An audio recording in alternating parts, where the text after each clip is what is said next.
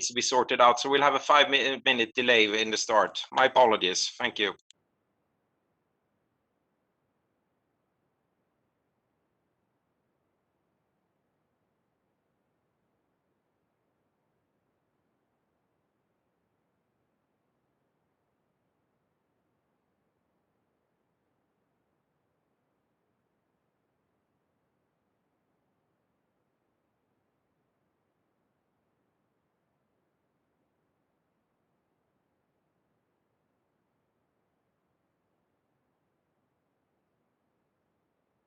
Rafael, I'm just checking my headset microphone. Do you hear me?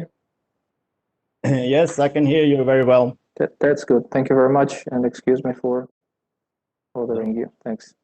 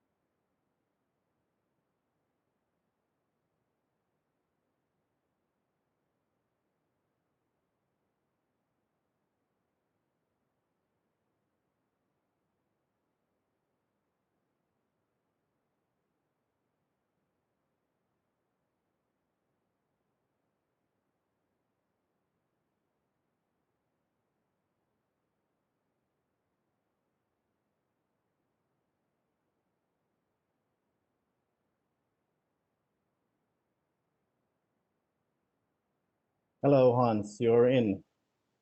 Yes, I am. Well, technology always creates unexpected issues.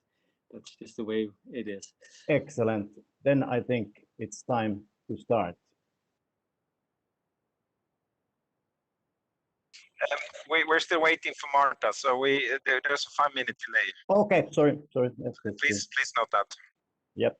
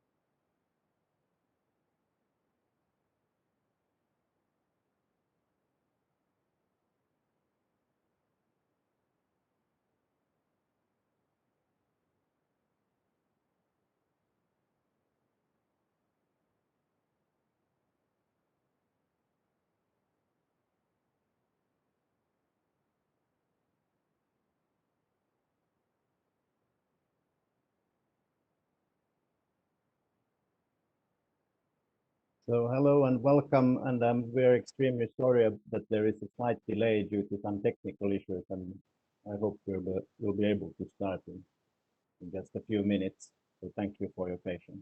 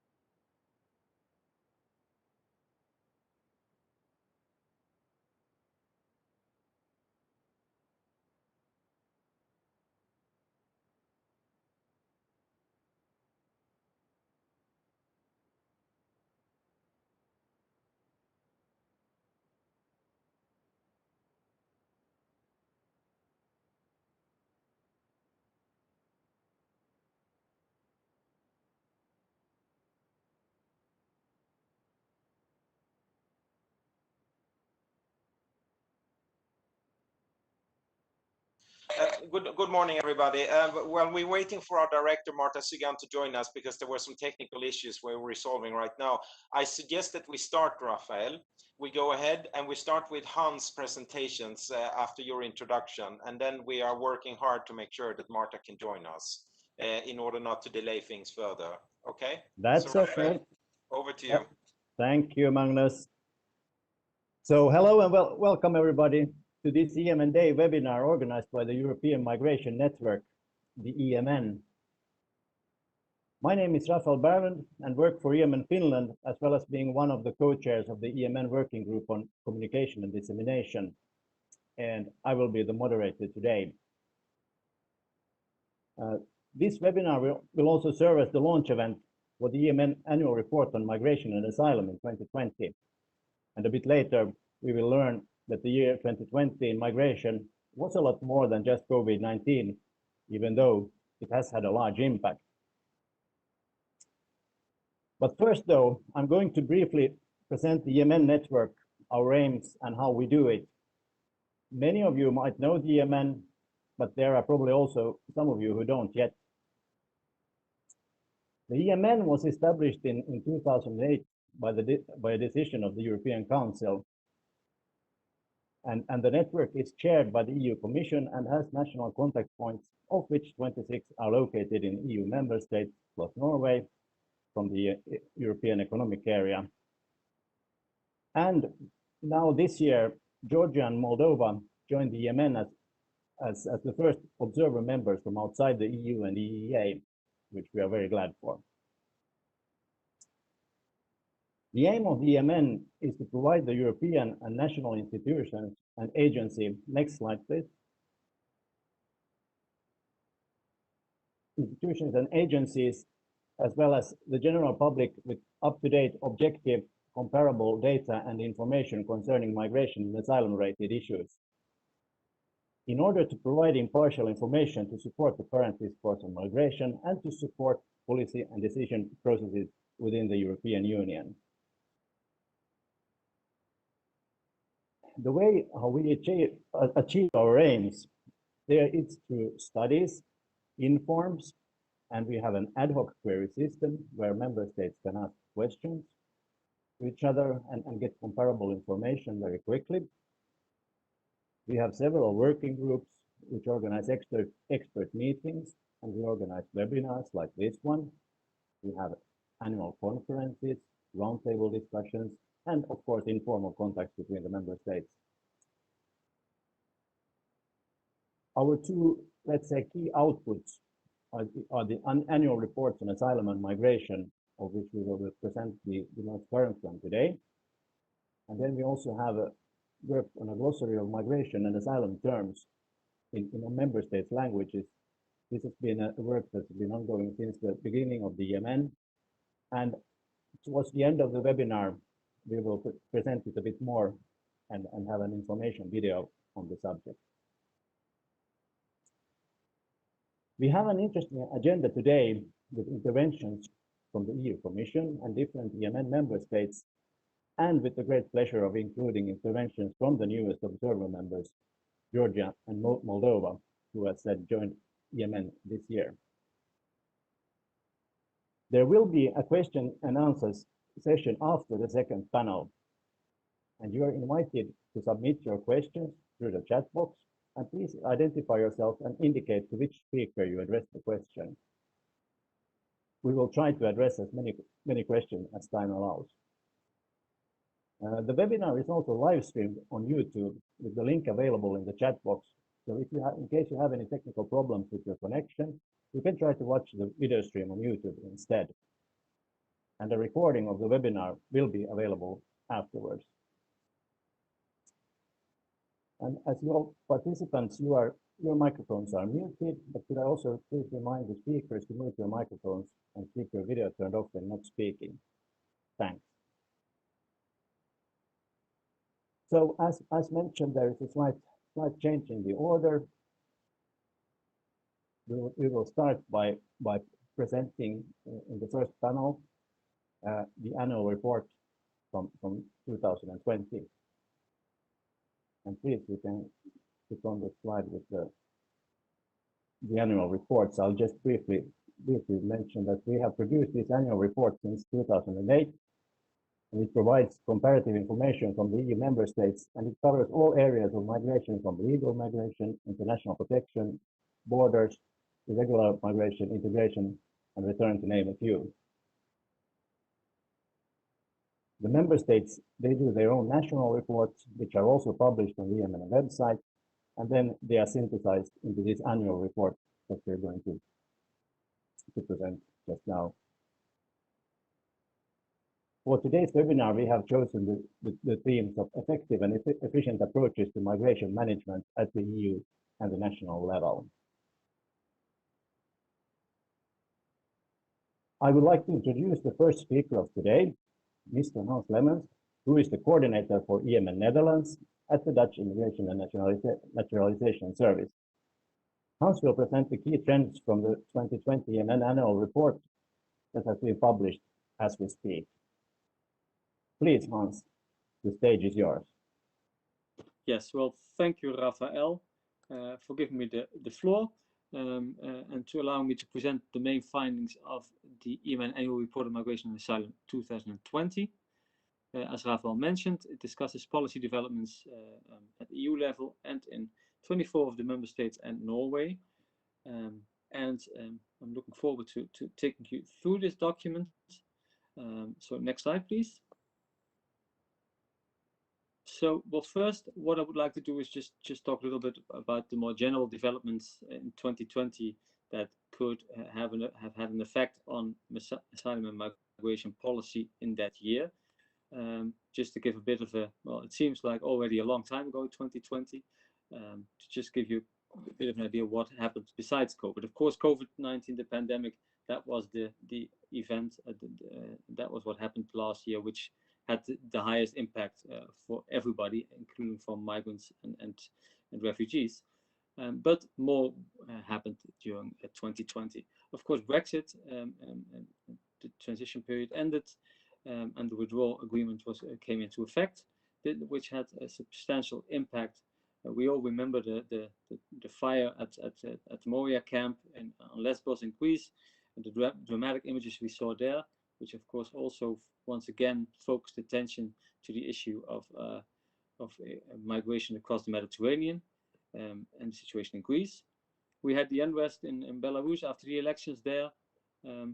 Conflicts, old and new, in the region around Europe, of course, also remained. The situation in Ukraine is maybe a bit more quiet, but it's not resolved. The same goes for Syria. The conflict between Armenia and Azerbaijan escalated as well. So a lot went on in our environment in that area as well. And of course, as every year, there were parliamentary elections in a number of EU member states and new governments. And you can see them here. I hope I haven't missed any. That would be a bit of a pity, but of course, this can also have an impact on how migration and asylum policies are formed in member states. So next slide please. But now for the key findings that we have found when analyzing our annual report for 2020. And of course, you have to keep in mind it's always difficult to have clear trends when you're talking about all the EU member states with all their different interests and policies. But still, we think we've managed to detect a few. Well, of course, in a sense, it was an easy year to detect the first trend or driver of change, so to speak, which is, of course, the pandemic, which was a catalyst for change in the EU. It forced all of us in our work and our personal lives to move online. And of course, the same goes for migration and asylum procedures. Those member states who already had advanced quite far when it comes to digitalization, of course, could move online quite easily, but the others also used COVID-19 as a catalyst to rapidly introduce digital tools in legal migration, in asylum, and also integration. For example, conducting interviews from a distance, and online courses for language when it comes to integration. Things like that were accelerated greatly due to the pandemic. At the same time, of course, labor markets still needed to be met. As travel came to a stop, of course, this also was a problem when it came to essential third country national labor. For example, seasonal labor when it comes to agriculture, but also when it comes to the healthcare sector. So member states took action to make sure that these needs could be met still. And then, of course, the pandemic also had a negative impact on migrants and posed risks. And member states tried to mitigate these. For example, when it comes to healthcare and reception facilities, to make sure that was safely done and that people could be quarantined. But also when people lost their jobs due to COVID-19, to make sure that they didn't straight away fall into an irregular situation and could have a chance to find a new job or to prolong their stay. And the same goes for students, to make sure that they could keep their studies going. So member states took a lot of effort in those areas as well. So next slide, please. Because other things happened as well, of course. Another, well, it's not a new trend, of course, because enhancing effectiveness and efficiency has been a goal within the migration and asylum procedure for many years now. But this, of course, didn't stop in 2020. The trend towards simplification of administrative procedures continued.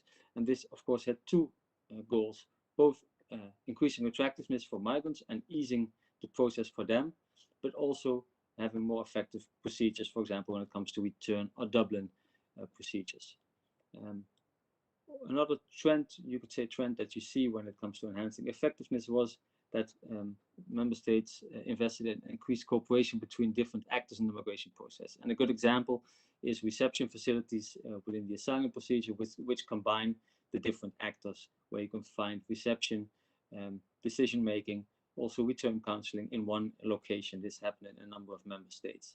And finally, I mean, COVID-19 speeded up the development of technologies and using technologies to enhance effectiveness. But of course, this was an ongoing trend and was already happening before the pandemic, and this of course continued. For example, when it comes to digitalized language analysis or detecting fraudulent documents in a digitalized way. So this is something that continued. And next slide, please. So then there were also developments at a more strategic level that were undertaken. You'll hear a little bit more about the EU level, hopefully when Director Sigan enters the meeting later, because of course the EU Pact on Migration and Asylum was launched in 2020 by the European Commission, and this will provide the framework for development at the EU level for the coming years, but more about that later. But also on the national level, there were strategic developments, new strategies being put forward. Of course, a number of new governments came into office, and new governments have new plans. So, for example, in Austria and Belgium, new strategic priorities were identified. Also, when it comes to the long-standing goal of attracting new talent, a number of member states adopted new strategies. For example, when it comes to internationalization of higher education, in the field of integration, a lot happened in this area as well. I can't, of course, name everything, but for example, I think an interesting one is the decentralization of integration policies, where municipalities get a bigger role in more and more countries, and also the fight against trafficking. Once again, got a lot of attention, and new strategies were developed in that area as well. For example, in Ireland and the Czech Republic. So next slide, please. Then another trend already ongoing is on new partnerships with third countries. Of course, this has been an essential part of migration policies in the EU for a while now, to engage with third countries to cooperate on migration issues. And the focus, of course, and it still is on preventing irregular migration and on return. So this, of course, remains the case in 2020, but there are also some interesting new developments when it comes to cooperation with third countries in the field of legal migration. The EU's talent partnerships are a good example of that, but also some member states are starting to think about how to cooperate with third countries in order to meet labor needs in the member states. And finally, as in other years, new partnerships were established, for example, in the Mediterranean when it comes to combating smuggling and trafficking. Next slide, please. Then almost the final trend, second to last trend that I want to mention, the protection of vulnerable groups in the EU. Of course, this was also an issue regarding with dealing with the consequences of the COVID-19 pandemic. There as well, protecting vulnerable groups, making sure their health was protected as well, or didn't lose their residence, was an important element, but this was also important in other aspects of policy. Of course, the Moria fire is one where vulnerability came into sharp focus, and there you saw that a number of member states, in various degrees, took it upon them to relocate vulnerable asylum seekers after this, after the fire. You could say solidarity in action to some extent. Furthermore, when it comes to the protection of unaccompanied minors, there was also a lot of interesting developments going on. For example, when it comes to enhancing reception facilities, but also to better ensure the best interest of the child is being taken on board. And I just want to point out that the annual report is now also being used to monitor progress when it comes to how child rights are taken on board when within the migration process. And then finally, in the area of resettlement, increasingly private and community sponsorship programs are being used. For those of you who are not familiar with those, this is when refugees are resettled from third countries, and communities or companies take on part of the responsibility for helping them integrate and find their place in society. So this is a development that's been ongoing for a couple of years, and in 2026 member states also had new initiatives in this area, such as Germany, Italy, France. So this was also an interesting development. And finally, next slide. We had, of course, Brexit, which came into effect, and which in essence ensured that, resulted in UK nationals becoming third country nationals. And this, of course, meant that their legal status had to be arranged. And of course, this had been prepared over the past years already, and of course postponed as well for a couple of times. But now in 2020, finally, this had to be definitely addressed, and this was done in all member states in line with the withdrawal agreement, as an important goal for all member states, how to provide legal certainty to UK nationals, and to make sure they didn't lose their residence rights and could remain securely in the EU. And then next slide. So that was a bird's eye view, and I know it was a short overview. With 24 member states, it's not we cannot mention every example. However, if you want more information, of course, you're more than welcome to look at our Annual Report, which now has a succinct overview section which describes all these trends in more detail than I can present them here, but also chapters for each topic which go into much more detail and where you can find which country has done what. And if you want even more information, then of course there are some subsidiary products you can look at. Of course, accompanying the report, there's an EMN Flash and an EMN Inform, which give you a brief summary of the report, but also national reports are or will be published on these on the topics that are in the report, so that there you can find more details. And also this month country fact sheets for each member state, for each NCP will be published, and there you can find the most important developments for each member state and the main statistics for them. And also a first output that we will receive from our Georgian and Moldovan colleagues, a country fact sheet for these countries as well. And we're very happy to have them on board, of course, and we're looking forward to receiving this first output from them and to also engaging them in the process of drafting our next annual report.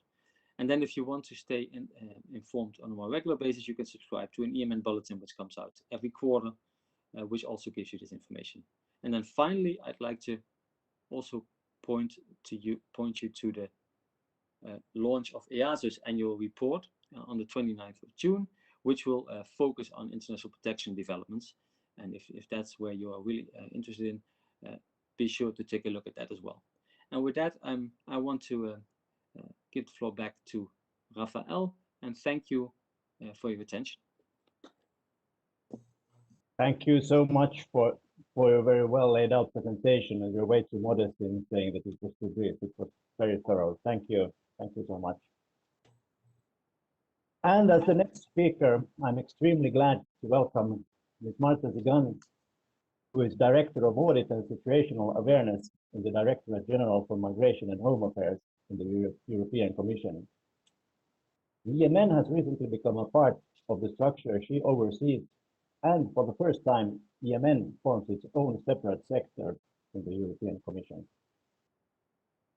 Director Zigan will, among other things, present latest developments following on from the new EU Pact on Migration and Asylum, that was launched in 2020. So please, Director Zigan, the floor is yours. Thank you very much. Good morning, everybody, or rather good day, and I just hope very much that you see me and you hear me.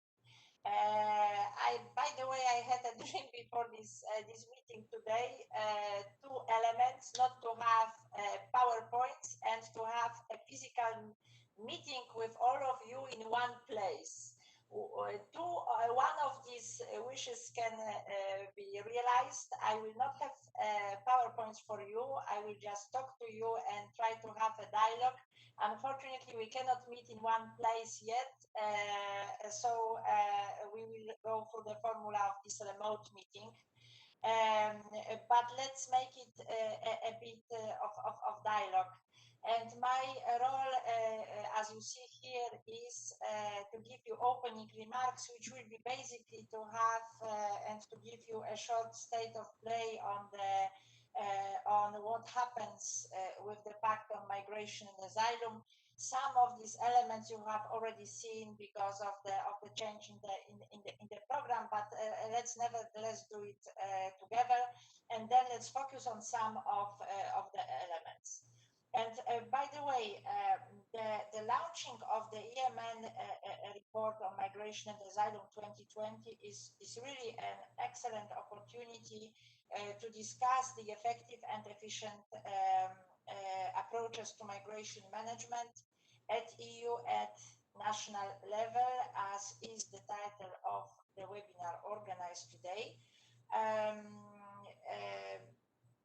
Many steps have been taken until now to ensure a rapid and coordinated response to refugee situation and to build sustainable system of migration response to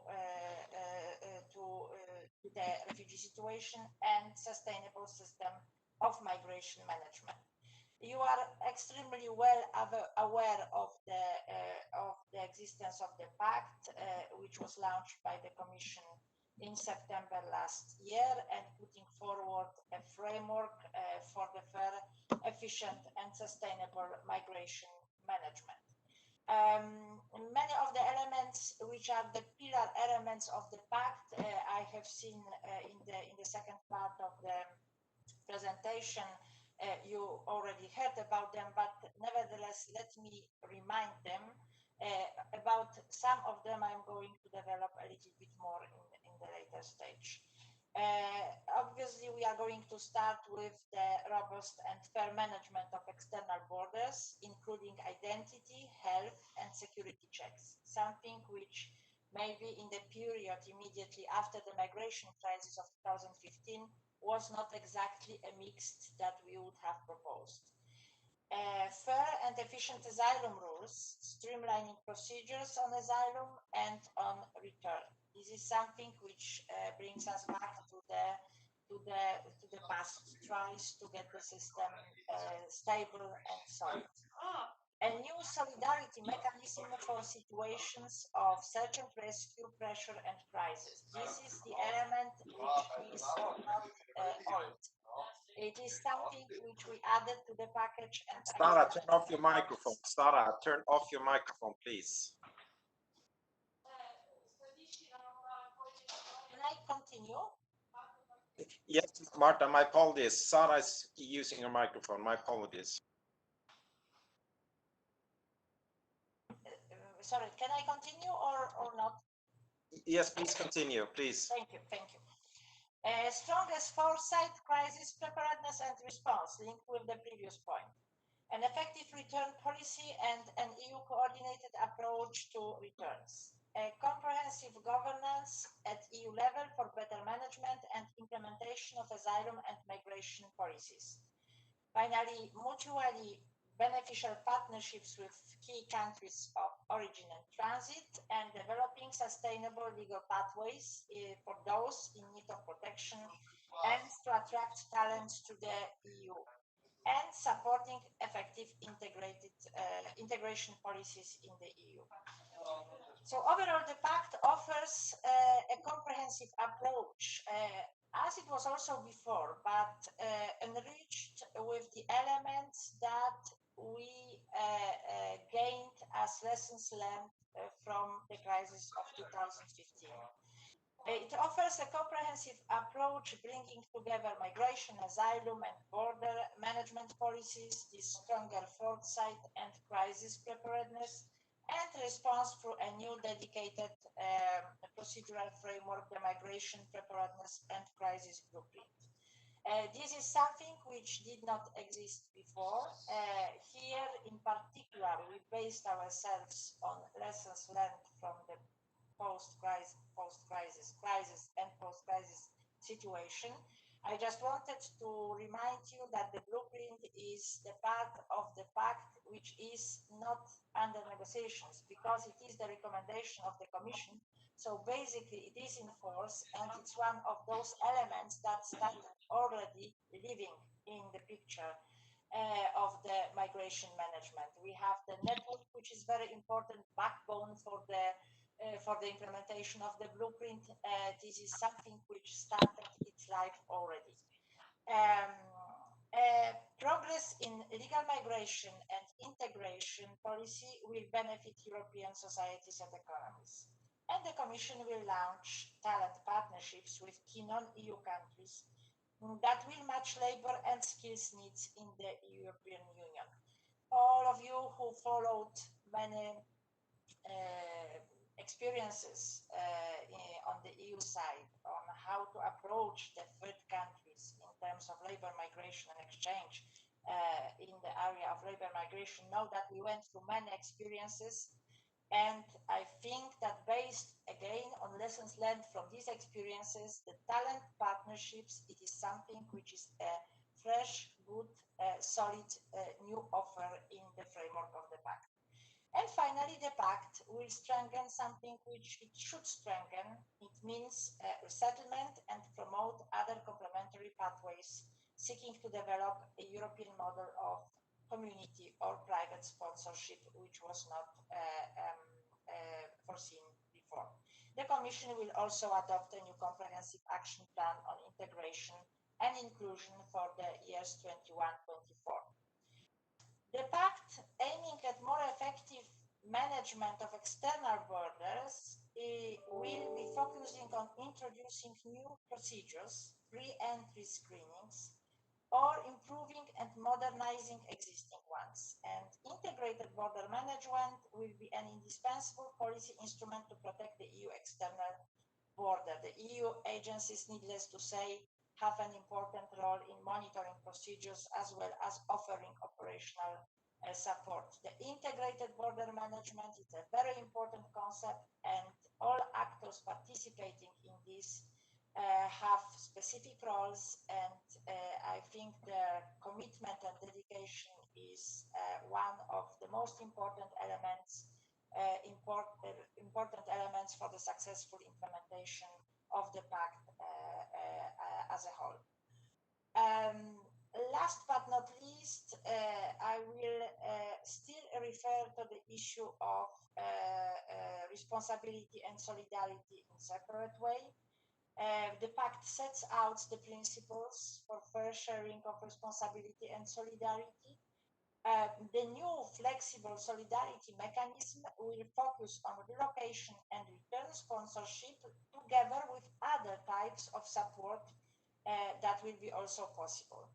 In order to increase the credibility of the EU rules, migration rules, an effective and common system of returns is needed to boost efficient and sustainable returns. Finally, the importance of enhancing mutually beneficial, comprehensive and tailor-made partnership with the countries of origins and transit and destination we mentioned. Here we are a part of the framework of the Team Europe, and here the important element, a rule for success of this part is speaking with one voice in the European Union. So with this pact, the Commission has put clear proposals towards a sustainable solution of managing migration based very much on lessons learned from the past since the year 2015. Now, negotiations started, they are ongoing. You know very well that we are very close to the end of the Portuguese presidency, and we have to say, we have to thank very much to our Portuguese colleagues because they invested a lot in the moving on the pact, and the progress that was obtained under the Portuguese presidency is a very important one. It's a very important preparation for the follow-up for the Slovenian presidency. Looking ahead, it would be wonderful in terms of planning to have a council negotiating mandates on key proposals by the end of this year. We have a number of elements that have been moved forward, which are ready to proceed in the meantime. At earlier stage in the first part of the Slovenian presidency. And obviously the Commission is going to continue to play its role to support presidencies and member states in advancing these negotiations. So we all are thinking to be able to arrive maybe to the French presidency with the pact negotiated. It is obviously the planning, and then the reality will show how it will go on, but a lot of dedication and commitment from the part of you member states is being really invested in the work on the pact. It has been very much appreciated in the last meeting of the Ministers of Interior in the last GHA Council, a very recent one, which had an extremely complex and long agenda in order to reflect all this work which was done under the Portuguese presidency. One more factor that I would like to touch upon in this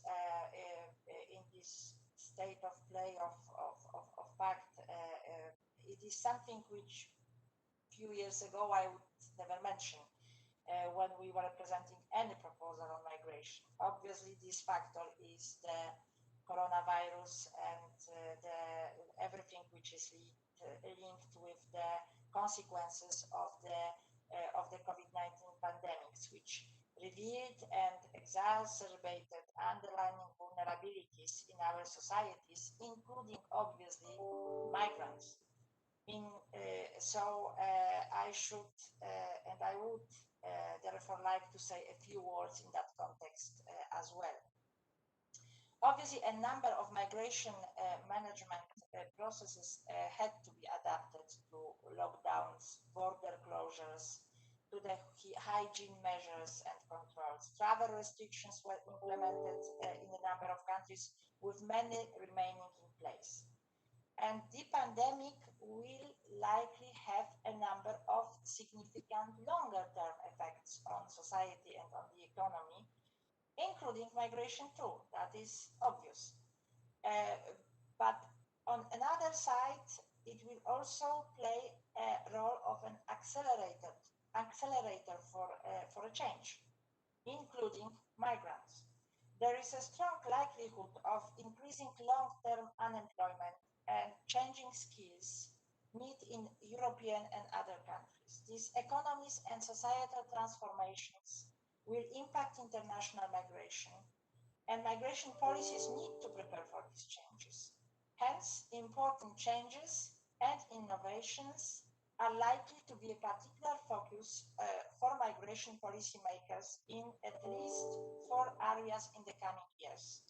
And what I'm going to tell you now, we picked up these 4 examples, which we consider strongly future related, which are our lessons learned from the COVID. But, you know, I mean, as I said, they would come in any way, some of them. But their arrival and the need to work on them, it is just accelerated by the fact of the COVID pandemic happening in the recent month. The first one is linked with the package which was recently adopted. It's 8th of April. A package adopted by the Commission on the artificial intelligence. The package, because in first place, it comes from 2 communications that were already presented by the Commission last year, white paper on artificial intelligence and the paper on communication on data spaces. They already were saying and introducing in coming months the proposal of the Commission on artificial intelligence, which is the package composed of the regulation on artificial intelligence and the staff working document and the communication. And it is a comprehensive regulation concerning artificial intelligence for all policy areas, including also migration, including security, borders, and asylum. And this is a first at EU level, but in reality, it is also a first in such a way and such ambition at the world level, basically.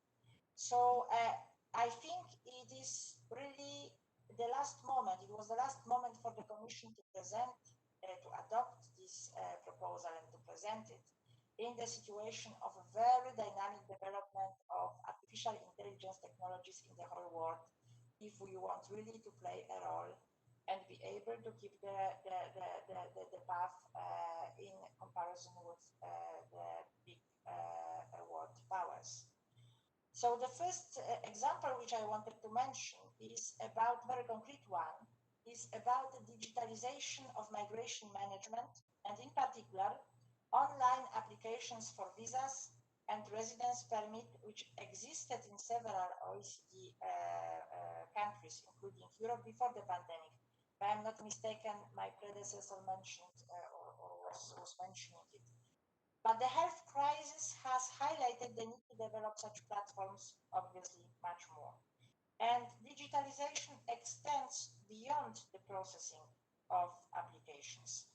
For labor migration, it includes matching tools, migrant status verification system for employers, and the assessment of qualification of skills. For asylum procedures, the integration of digital technologies is already advanced in some countries, including via digitalization of ID management, biometric and alphanumeric identification, speech and dialect recognition, of the analysis of mobile data media to help determine identity and origin on the basis of the data stored on the mobile phone, including geodata. The pandemic has showed the need for innovative digital solutions for migration and asylum.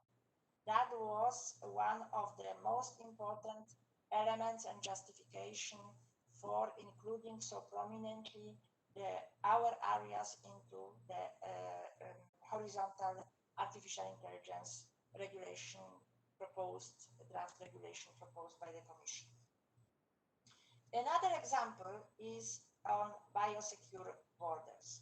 Beyond the safe reopening of borders with people allowed to travel internationally based on proof on of their COVID status, there are looming discussions on how to minimize the risk of transmission of infectious diseases and the burden on national health systems more in general. Most innovations are linked to the adaptation of the border crossings. It is not unlikely that health requirements will become more pressing for residence permit applications in the years to come. Something that we would not have seen as a development earlier, but the reality showed that it will probably develop in this direction. So we have to look at this, and we have to know what are the things which are happening in different member states about this, in what direction the discussion goes, and that we can discuss it at European level. Now, let's then mention a phenomenon called digital nomads, a reality of everybody of every day. And me, myself included today when trying to connect to you. Teleworking was a common response to the pandemic, and previous levels of physical presence may not be regained for a long time. This is against the backdrop of a boom in mobile communications, the gig economy, and use of online platforms to connect freelance workers with employers. There may be an increasing disconnect between countries of nationality, residence, and work, particularly for highly skilled workers.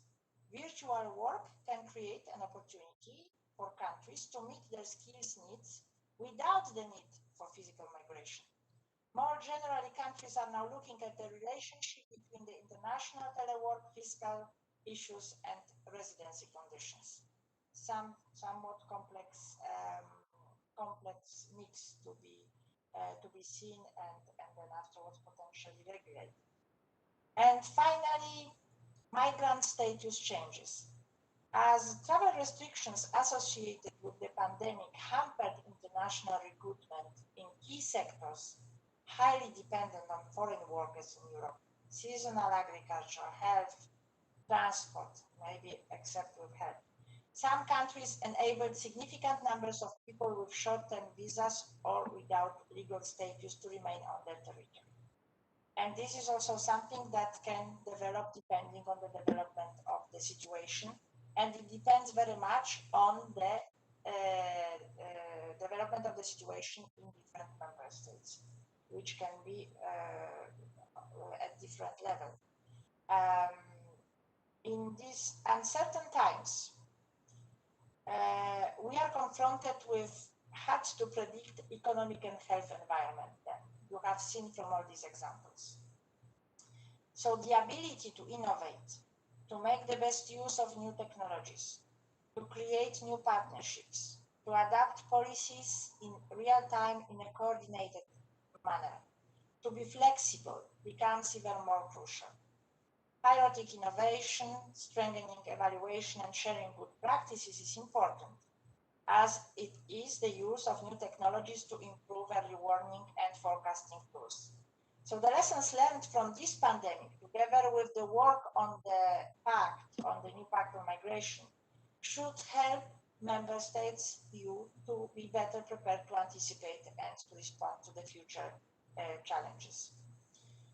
I am then thinking that in terms of migration, I mean, the situation on external borders, when we follow the news every day, it is a reminder to us that the migration is a challenge that is there to stay. It is a challenge that is there to stay. But and that is a global phenomenon. It can therefore only be managed jointly with member states, with partner countries, with neighbors. But from another point of view, I think that the intention of the work on the Pact on Migration and Asylum is also to show that migration, which is always there, it is something which is an ordinary phenomenon, which always accompanies the humanity, which is always there, which will be always there. There will be always these peaks and flows in the times of crisis. But in reality, this is something which will always accompany us in our lives. So the solutions in the Pact, they have the elements which are done for the crisis time. They have elements which are done for the time before the crisis time, to be better prepared, to have better forecasting and foresight. And this is done to have it on daily basis when it's not the time of big statistical flows, when it is an ordinary migratory phenomenon which accompanies the life of our societies from the beginnings of the world. It is again the issue of investing in the negotiations of Pact, in inventions and innovations that we will follow, in the cooperation. It is all based on investing in trust and the need to find smart and flexible working modalities, and in terms of external relations, as I said before, speaking with one voice. I am therefore very pleased that the EMN activities is already taking account of the measures which are outlined in the Pact, as well as the consequences and lessons learned drawn from the COVID pandemic in its planned migration outputs.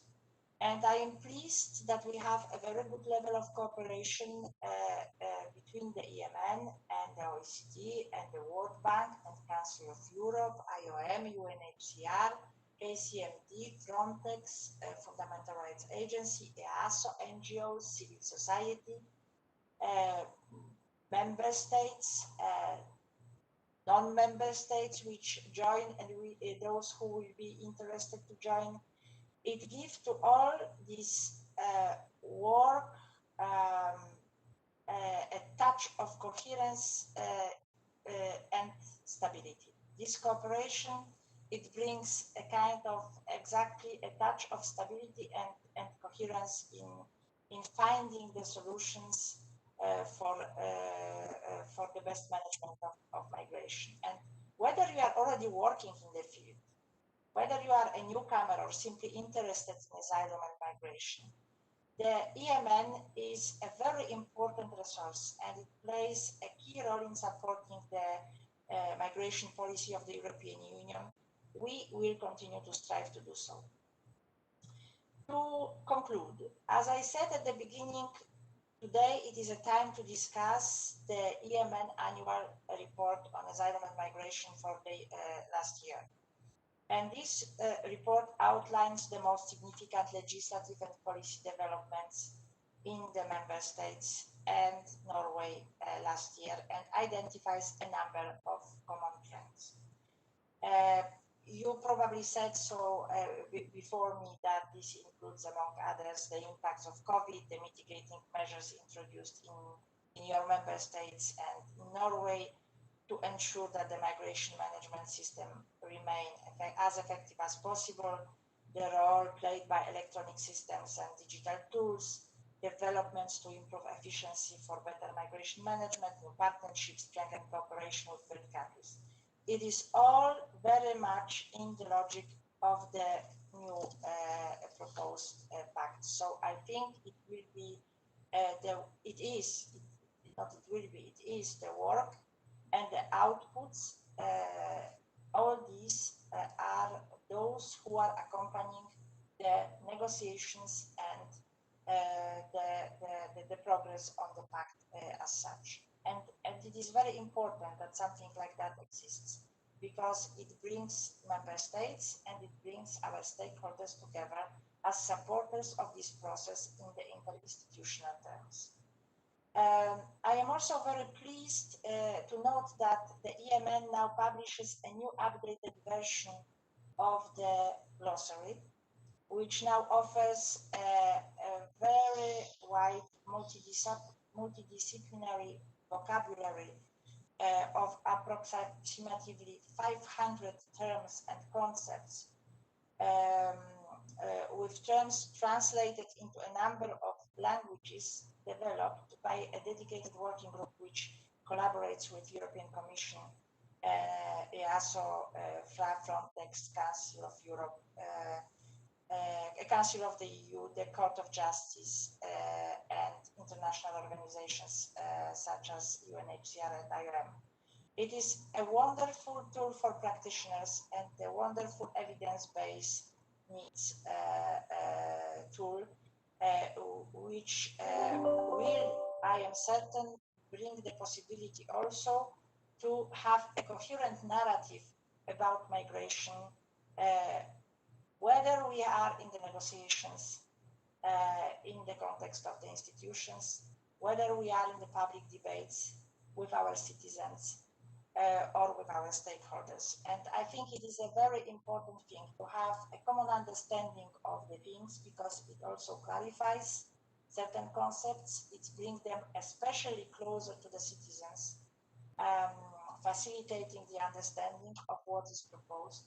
And then, hence, at the end of the day, it should also facilitate to obtain the final results. So I would like to thank EMN as such, the network, the staff, the collaborators for the excellent work done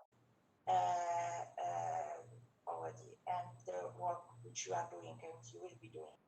And I think this webinar, which talks about the most important proposal on the migration and asylum of the Commission of this term, and it is ahead of the very important developments on this package. It is a very important opportunity for you to discuss it and to have a helicopter view on the most important things. And it's also an invitation to share the best practices and ideas for the future. Some of them I tried to mention also in my introduction. By this, I would like to thank you very much, and I would like to wish you a very, very fruitful discussion in the follow-up of the webinar. Thank you very much. Rafael, I suppose I am giving the floor back to you. Thank you. Thank you so much, Marta, for your excellent speech and insightful. I exceeded my time, but you know, as I told you, I was looking forward to the dialogue in direct, so I tried to be as direct as possible to you. No problem. From far. No problem. Your excellent thoughts, and it really sort of thorough update on all initiatives and the state of play of the pact at the moment. So I can imagine that all of us participants and are very pleased with your speech. And I also thank you for the kind words that you directed towards us at EMN. We really strive to continue working on providing the best possible information to support the initiative of the Commission. And we are so happy to be a part of your structure at this time. So thank you so much, Marta.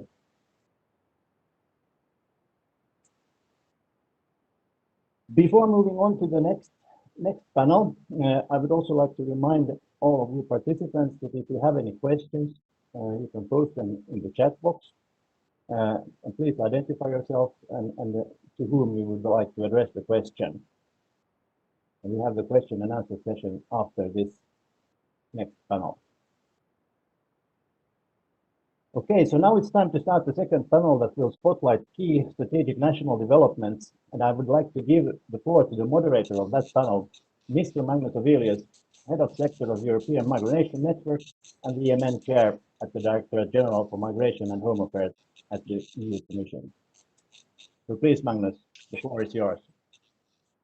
Thank you, Rafael, and thank you for the previous presentations and speakers, both for Hans for an excellent presentation and for Marta as well. I think it really set the scene and gave a good overview over where we are, both at EU as well as at national levels, and key trends and developments in 2020. Which was a challenging year. But as you noticed today during this event, we also experienced some network stability issues, which generated a few technical problems in connectivity for the actual event as we speak. And that is indeed something that is unfortunate, but I'd like to apologize for it. And I can only reassure you that we will increase our level of awareness and preparedness against these kind of disruptions that sadly will probably affect our more digital lifestyles in the years to come. And today we had a small effect of that in the EMN.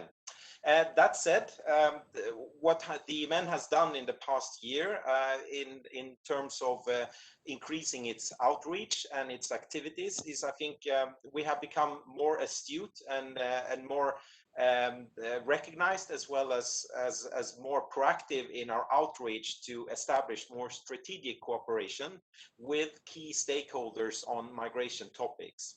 And in here, I'd like to particularly mention and thank the wonderful and very, very high added value cooperation we have established with the OECD, where we try as much as possible to do joint outputs as it benefits both organizations and provides an even better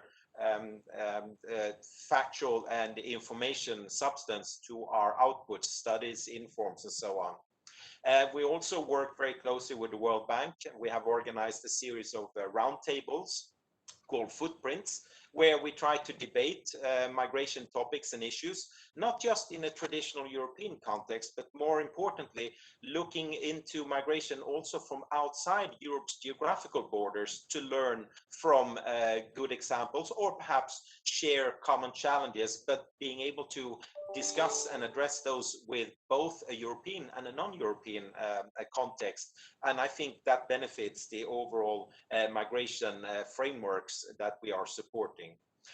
We also saw the EMN growing internationally, and we saw a political interest and very important interest demonstrated and manifested by two non-geographical European countries, Georgia and Moldova, who has now joined the European Migration Network as observers, which is equal to a full member if you wish, and who are now actively participating and sharing their views and experiences in dealing with migration flows, benefiting further the European Migration Network and our outputs.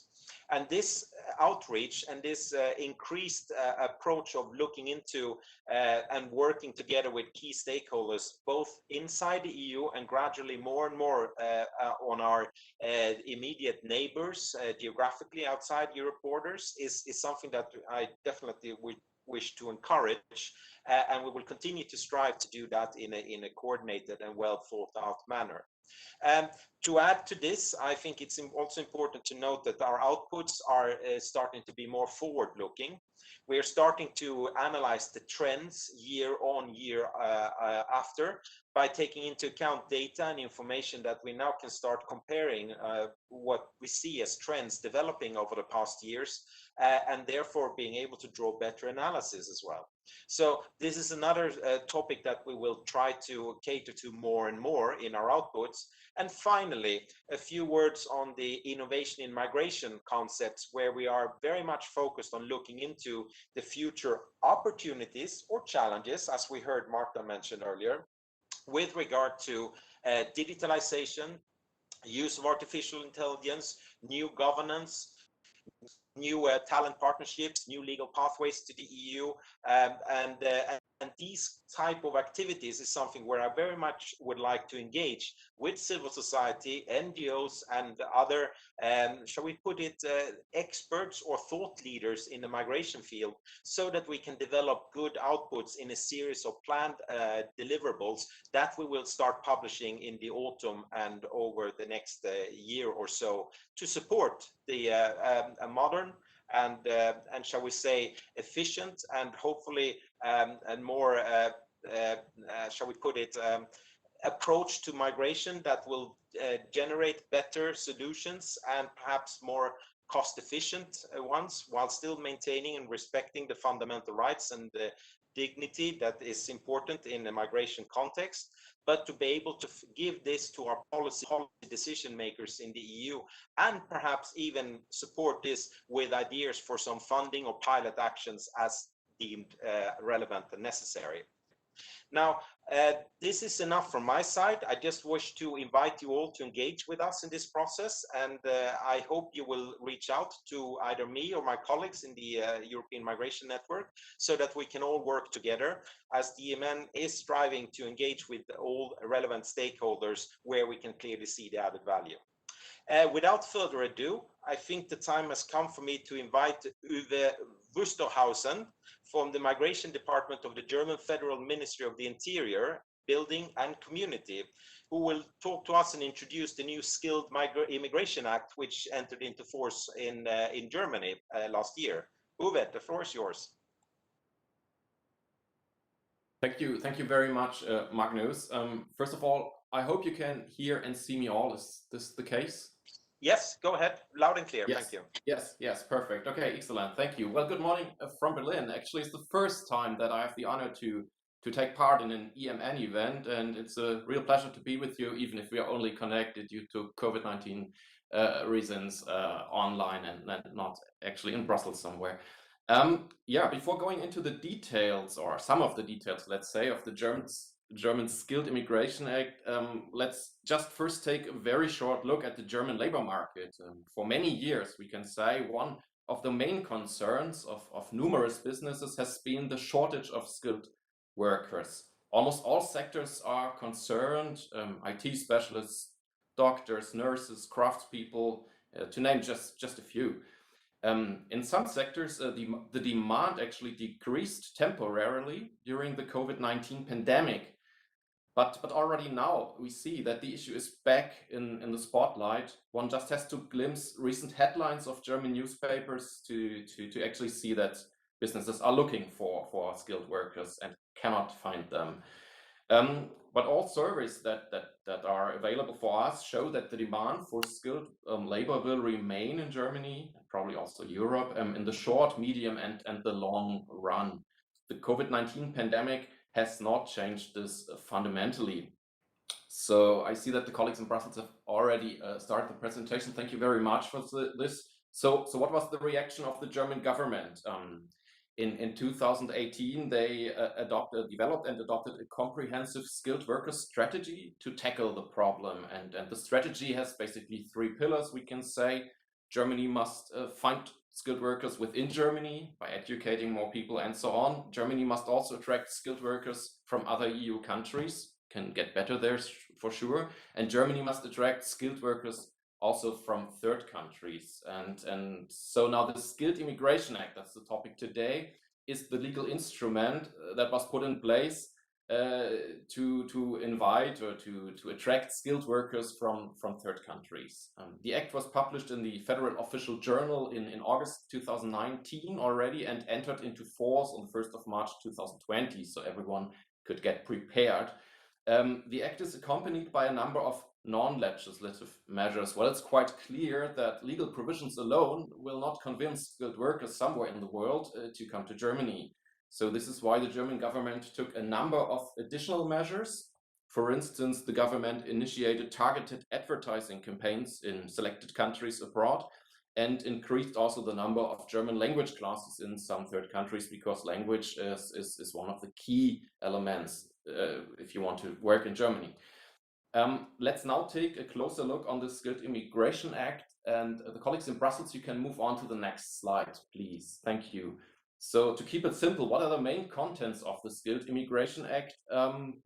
Well, it is there to provide better access to the labor market for skilled workers, and also the Act improves administrative procedures. And let's now take a look on what was changed regarding the access to the labor market. Next slide, please.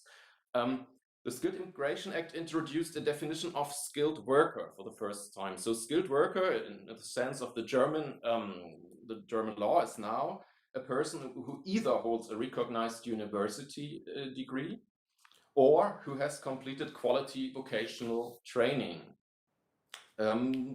Before the entry into force of the Skilled Immigration Act, third country nationals with a completed quality vocational training could only receive a residence permit for the purpose of employment, of course, if their profession was listed on the whitelist. So now the whitelist is abolished.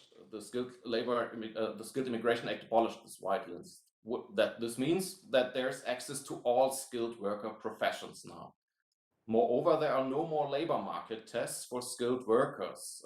However, the Act contains a safeguard. Labor market tests could be reintroduced by an ordinance of the Federal Minister of Labor and Social Affairs if the economic situation were to change, which we don't see. The Skilled Immigration Act did not change the fundamental principle that foreign degrees need to be recognized by the competent authority. However, the German legislator made an exception. IT and communication technology specialists may apply for a visa even without a university degree and without having completed a quality vocational training. Well, they need to present documents attesting professional experiences, at least 3 years in the last 7 years. And also there is a minimum income that they have to have, a gross income of currently at least 4,260 euros per month. Next slide, please. Yes, thank you. The Act also contains new possibilities for stays with the purpose of seeking employment or quality vocational training, as well as new possibilities for stays with the purpose of full recognition of foreign professional qualifications. Can move on to the next slide, please. Let's now take a closer look on the administrative procedures. Well, obtaining a visa as a skilled worker can be, in some cases, a long-lasting process. This is our experience. So many authorities are involved: the German representation in the third country, the competent recognition authority in Germany, the Federal Employment Agency in Germany, the Foreigners Authority, and so on. And so to provide an option to this regular procedure, the Skilled Immigration Act came up with a true innovation, we could say. And this is the accelerated procedure for skilled workers. This procedure speeds up the entire procedure and aims at issuing the necessary long-term visa to the skilled worker and the family members, of course, as soon as possible. So how does it work? Well, first of all, there needs to be a concrete job offer by an employer in Germany, and the employer will collect the relevant documents from the future employee and will provide these documents to the Foreign Authority. They will then agree to work together on this case, and the Foreigners Authority will act as a single point of contact and will coordinate all necessary procedures. It will, for instance, submit the file to the Federal Employment Agency and, when necessary, to the Recognition Authority. And for all authorities involved in this accelerated procedure, there are short deadlines which are fixed in the law. So they have to be observed. The Recognition Authority has 2 months maximum. The Federal Employment Agency has only 1 week to decide.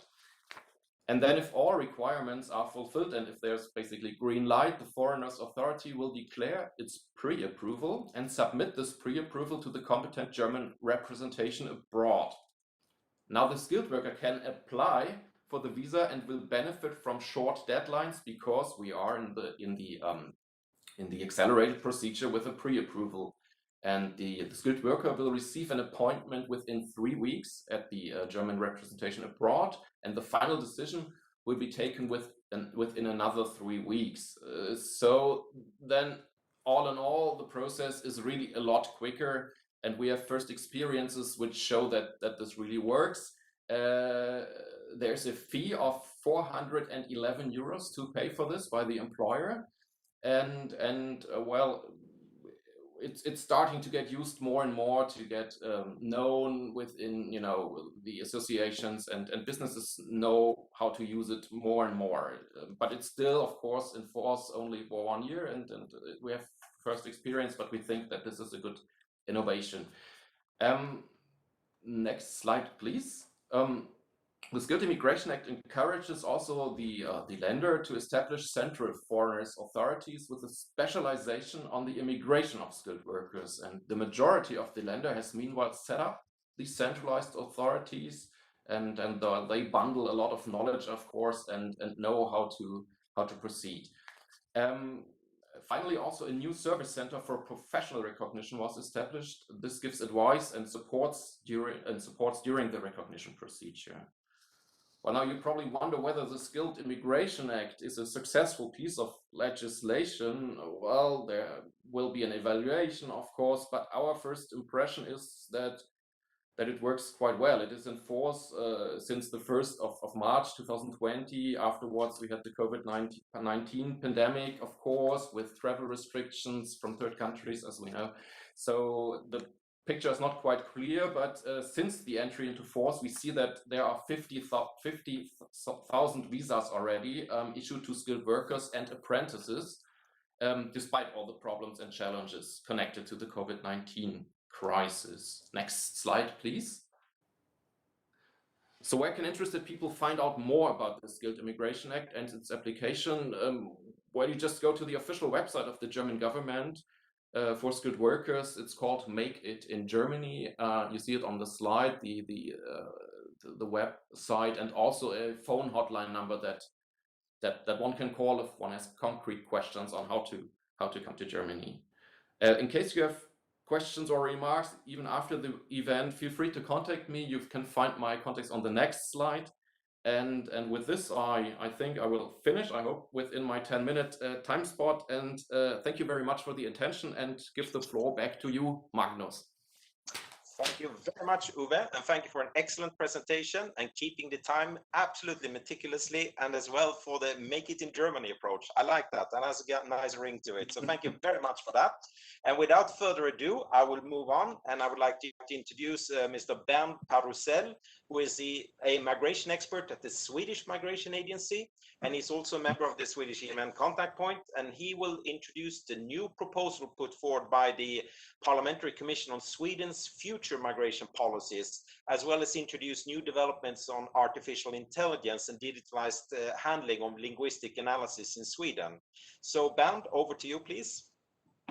Yes, thank you, Magnus, and good afternoon, everybody. I'm going to talk about these two topics that Magnus just mentioned. They are both, they happened last year, but they are still, I would say, very relevant and very topical today.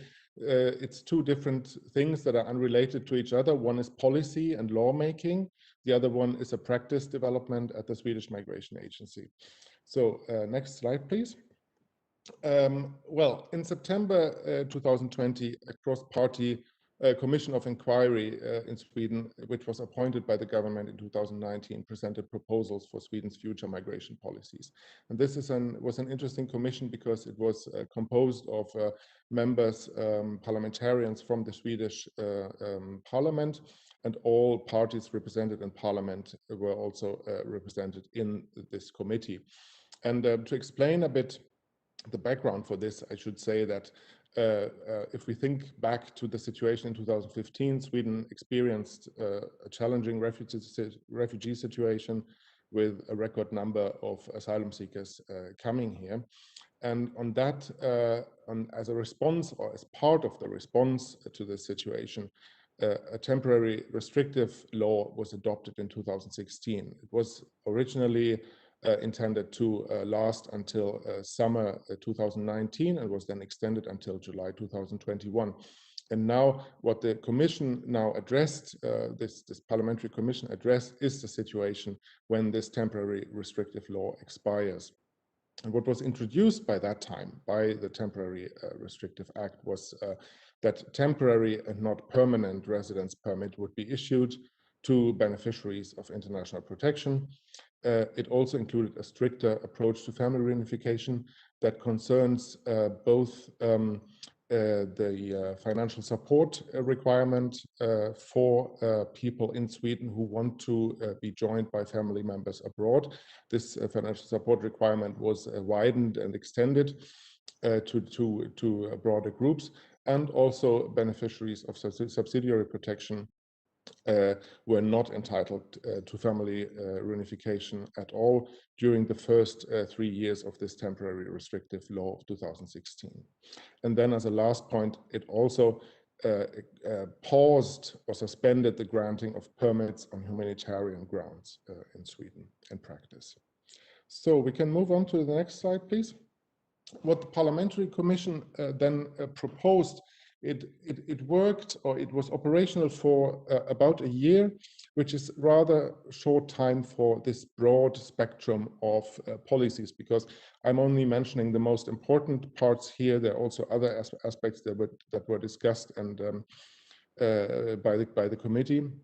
But the proposals in the end are that temporary permits should be the new main rule for all third country migrants coming in to Sweden. So they would initially all be granted temporary permits only. So this includes not only asylum seekers coming to Sweden and being granted protection, but also migrants coming for family reasons, for example, or for work reasons. And the only exception really that the Commission proposed were resettled refugees that were to be granted permanent permits also, would be granted permanent permits from the beginning. And then when a person wants to switch to a permanent residence permit, this would only be possible when additional requirements are fulfilled.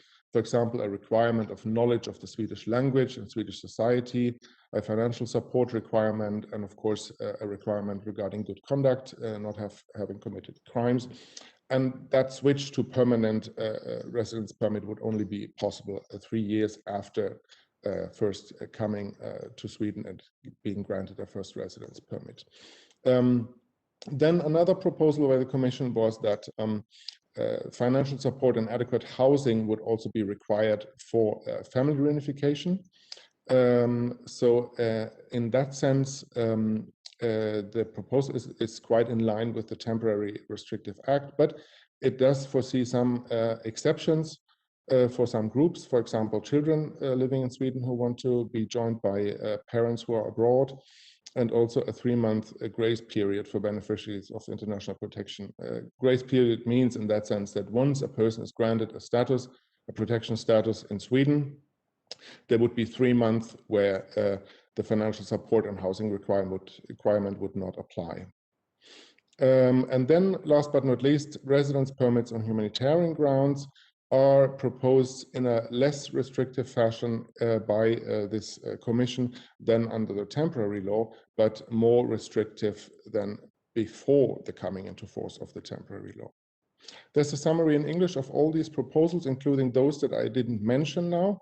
And what happens now is that the government has proposed some additional changes to the proposal from the Commission. So this, even after the Commission finished working, this was still being discussed very much within government and in the political field in Sweden. There was also a comprehensive round of stakeholder consultation where public authorities, different organizations, even civil society were given the possibility to present their opinions on the proposals. And now the bill is in Parliament. It's being discussed there. And of course, I can't guarantee a certain outcome now. I can't predict exactly what is going to happen, but I think the most likely scenario is probably that a new law is going to be adopted and will enter into force in July this year, so rather soon. And then I think the attention of the lawmaker is that this will be in place for in the long term, and not only as a temporary measure. So we are trying to leave those temporary measures behind and move again towards a more stable framework. So let's move to the next issue, digitalization. Thank you. Digital application procedures. I think that's one lesson from the COVID situation in Sweden really helped to keep the agency's operations going during the pandemic. That concerns digital application for residence permits and for citizenship, for example. When it comes to asylum, there was a new development in 2020, which is, however, not really linked to COVID. It's simply a step to digitalize procedures.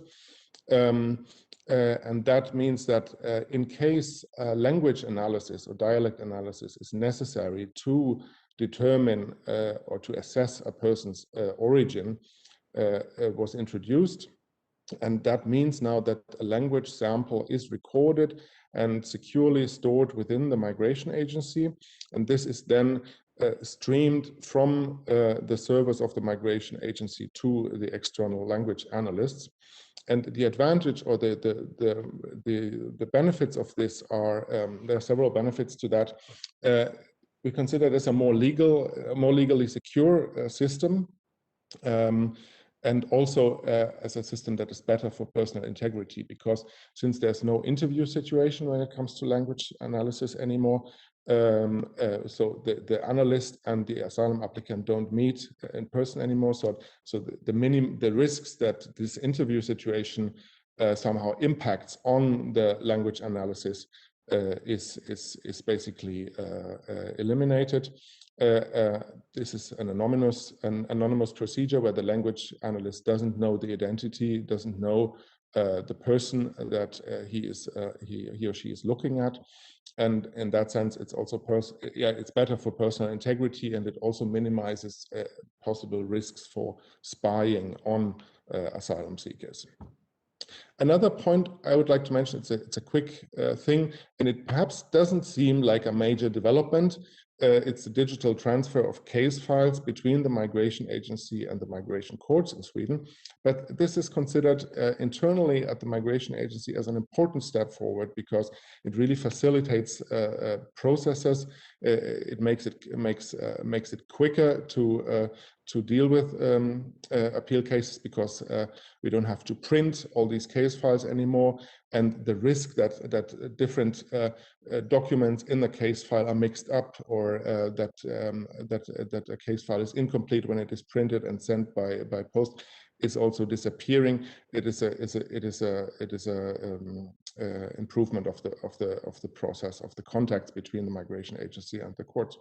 And it is also better for the environment if we imagine what is the case. We're talking here about several thousand case files every year. It could be even tens of thousands when this possibility is extended from asylum cases also to legal migration cases. And on average, those case files can have several hundred pages. So this is a really huge amount of paper that is saved and other resources that are saved by this. And we can move to the next slide now.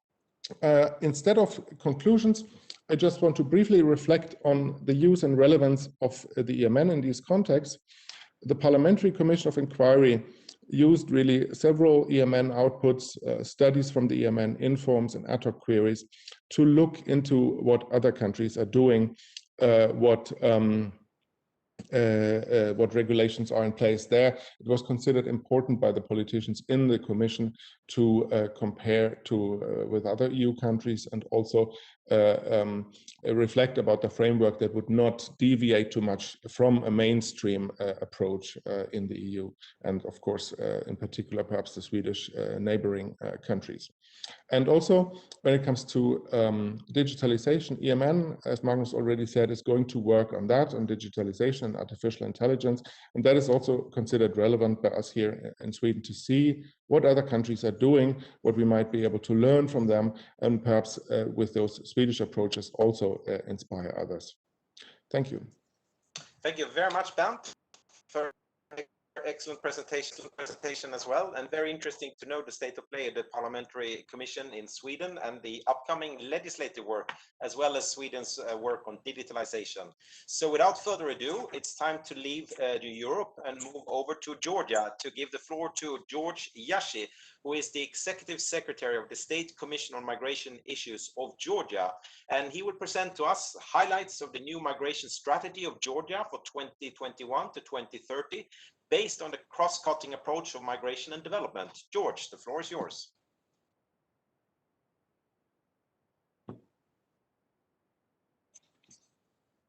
Go ahead, George.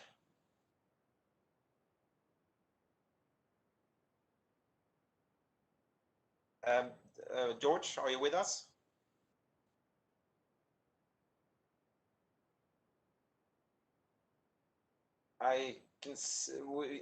We can't hear you. There seems to be a problem with your connection. I don't know what we can do here. George, if you can hear us, what I would suggest is that you check your connection. We switch your presentation and move directly. Do you hear me now? Now I can hear you. Okay. Oh, thank you very much. Okay, thank you very much. And excuse me, there was some kind of technical problem. Okay, thank you very much, Magnus. Good afternoon to everybody. And thank you for just inviting us to this important event, which is very important for Georgia as the European country, as the associated country to the European Union. Also would like just to extend our very sincere gratitude to European Migration Network and the European Commission for the warm welcome into your family. And thank you very much, and it's very much appreciated. Please, next slide. Just for the presentation. Yes, next slide also. Yeah, and next slide, please. Yeah, before we start talking about migration strategy of Georgia, it is important to underline that the strategy is not created by one or several agencies, state agencies. This is a product of collaborative action mechanism realized by realizing the whole of government approach in the country and represented by the State Commission on Migration Issues, which unifies under a single umbrella different agencies, the state agencies and national organizations, NGOs, academia representatives and experts. The State Commission acts as the collaborative action mechanism, as I mentioned, and its main principle is the shared responsibilities, and it widely applies the e-management systems. So far, we had 4 strategies, and out of these 4 strategies, 3 of them were absolutely pure a product of EU-Georgia cooperation. The first one was created at the eve of visa dialogue, and it created a solid foundation for the whole of government-based national migration management system. The second one was created at the background, at the peak of Visa Liberalization Action Plan implementation and at the background of the EU migration agenda, which was adopted in 2015. And this strategy introduced the notion of migration and development, which is the present strategy based on, and also adjusted migration management system to the new realities introduced by the EU-Georgia Association Agreement. The very present strategy, which was enacted by 1st January this year, was adopted at the background of absolutely changed global realities in terms of migration, and also at the background of COVID, which has its own realities and own consequences. And this is important just to underline that. And that's why the sectoral priorities of the strategy have been defined by local, regional, and global dimensions. Its overarching cross-cutting approach, as you mentioned, is migration and development with the core as with the engine, the whole of government approach. And the natural strategy is designed to complete forming of a sustainable migration management system in Georgia, which will apply entirely at the European standards and approaches. Next slide, please. Drafting and implementation of the strategy is based on 3 pillars of good governance, which is in line with the EU-backed public administration reform in Georgia.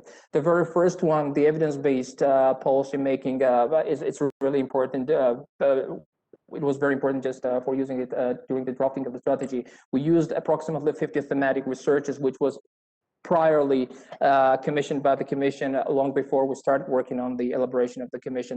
In that case, we would like also to extend our gratitude to EMN and its team who just presented us their works. It was an inform on labor migration, also study on impact of visa liberalization, and an ad hoc query on COVID-19 and return, which was really very well used by our experts when drafting the strategy. We also used different external and internal statistical data, and as well as the information provided as the problem analysis by our external partners to have a kind of a 3D view of whole situation. It is important to underline that we also used the Asylum and Migration Glossary, the 6th edition of the EMN, when we were working on the definition of different terms for the migration strategy. As for the result-oriented management, for the first time, the logical framework for the strategy was prepared. 42 objectives and 69 outcomes were developed. Plans of the strategy, which is annually in the renewable action plans, do have now specific activities and outcome indicators. On the other hand, in terms of e-management, as you know, we have introduced our e-management system in migration and especially e-monitoring and evaluation system in 2016. But this new strategy brought us to the new reality to just more develop it and enhance its capacities. With regards to the whole of government approach, which is the core of our action, the State Commission on Migration Issues, biggest working group, Migration Lab, is responsible for policy planning and ensuring that 15 state agencies, in partnership with international and local non-governmental organizations, will be involved in strategy implementation, and naturally also by considering other sectorial strategies, which made our strategy kind of a hub for linking the related strategies, and also with that case implement the whole of government approach. Next slide, please. Next slide, please. The long-term vision of the strategy is based on the principle of migration and development, and here we're just identifying two important issues: to reduce the negative aspects of migration, and on the other hand, to increase its positive effects, and all that to just serve for the country development. The word development in our understanding, in the understanding of the strategy, is understood with a broad sense. It's economic dimension, it's development of social, cultural, technological, including IT systems. Also, it's development of institutional and human capital. In terms of negative aspects, the strategy outlines the emigration of high-skilled citizens, also population reduction, illegal migration and its consequences, also heavy psychological situation in migrants' families. As for the positive aspects, we do see the bringing of modern technologies, values, ideas, and innovations by return migrants from developed countries. Also, very active involvement of diaspora and the country development, and reduction of poverty by means of next slide, please. Next slide, please. Next slide, if it is possible.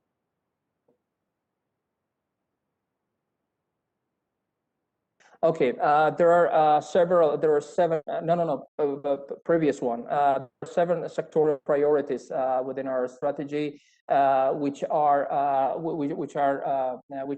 highlighting the main directions in which we will be acting in the next 10 years.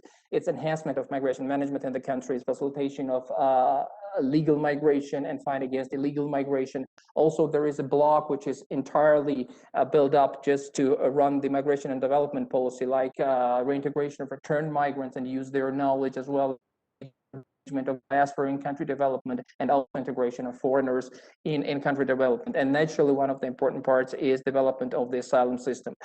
Differing from the previous 2 strategies, the international relations, international cooperation, and information campaigns, which is especially important for the parts on fighting with illegal migration and facilitating legal migration, now will not be as the separate chapters in the strategy, but rather will be incorporated in each sectorial priority, and will thus increase their importance in these directions. Next slide, please.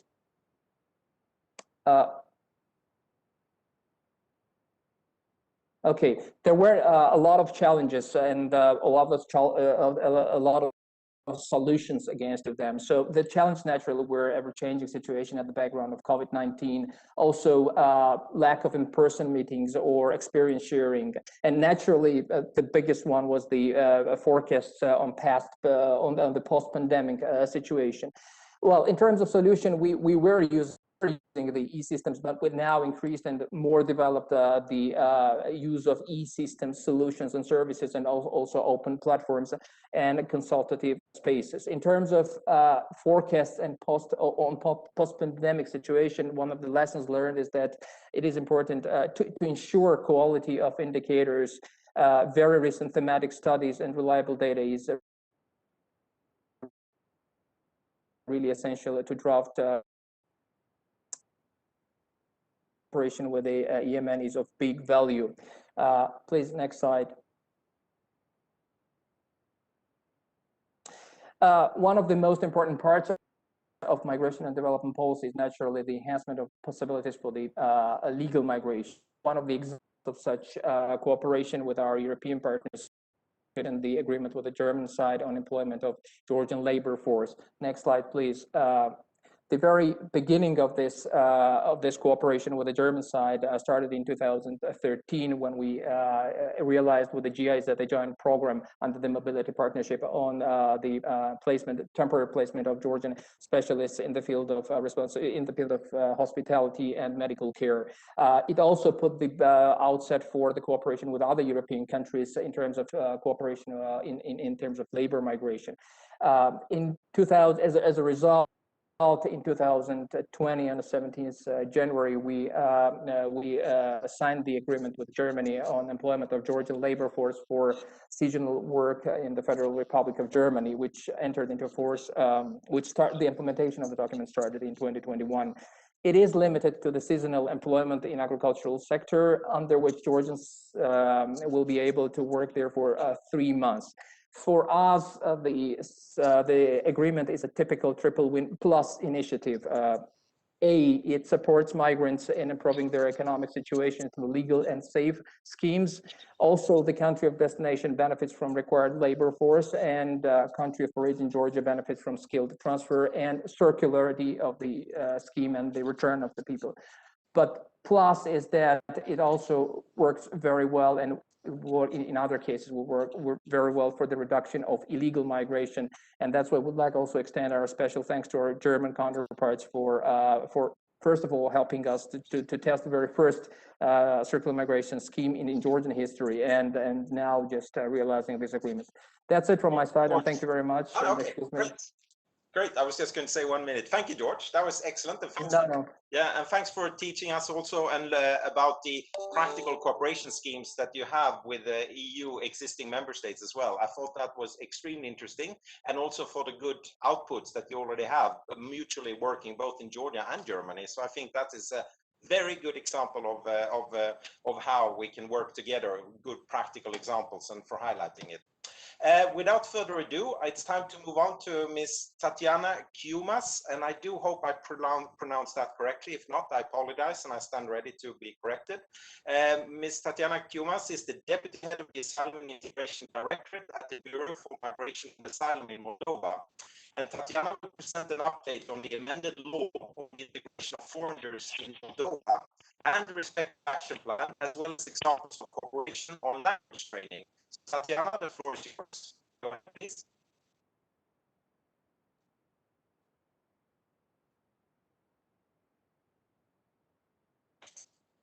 Tatiana, are you there? There you are. Go ahead. Sorry, Magnus, you were breaking up a little bit, but please. Tatiana, go ahead, please.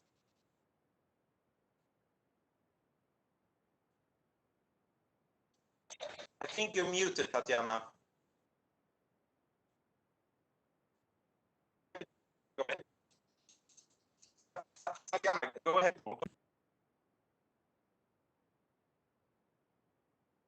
I'm sorry, we can't hear you. Are you muted? No, I'm not muted. Now we can hear you. Now we can hear you. Go ahead. Okay. So first of all, thank you for this opportunity to present the experience of the Republic of Moldova. For us, the participation in the European Migration Network is of great importance, as we are a country which is interested in analyzing best practices and look for new initiatives that can be adapted to the Moldovan context. And additionally, we are now drafting the new strategy on migration and asylum, and thus this is a great opportunity to explore and identify new inputs for the future policies. Next slide, please. So integration represents an important subject for Moldova since 2012 during our discussions on visa liberalization and adoption of the new law on integration of foreigners in the Republic of Moldova. The law covers the holders of residence permits, the temporary and the permanent residence permits, and the beneficiaries of international protection and the stateless persons recognized by the Republic of Moldova. At the same time, in the same context, we adopted the concept for creating a functional operational system on integration, followed by 3 stages of implementation, which we did implemented following also our steps in the association agreement. So the first stage was the implementation of objectives and goals set in the National Strategy on Migration and Asylum, which was in force until 2020. And also, based on the national strategy, we drafted annual action plans on integration. And in the Republic of Moldova, integration is seen as a two-way process with active involvement of central and local authorities and also of the civil society. The second stage of this process was setting the interinstitutional cooperation and the coordination between all actors involved in the integration process at the central and local level, but also active involvement of the civil society. We created a consultation mechanism with focal point system in each authority responsible for the integration in order to avoid bureaucracy and ensure efficient management of the integration process. And also, as the third stage of all this process, we set integration centers for foreigners.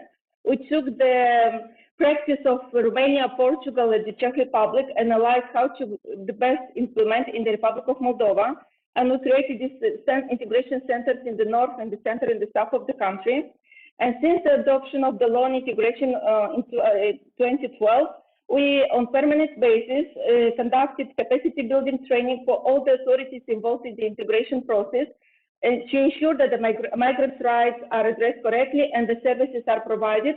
And thus we can say that now, when the new amendments were promoted in the government, we were in the same level with all the authorities, understanding the importance to respect migrants' rights and to promote their integration in our society. Next slide, please.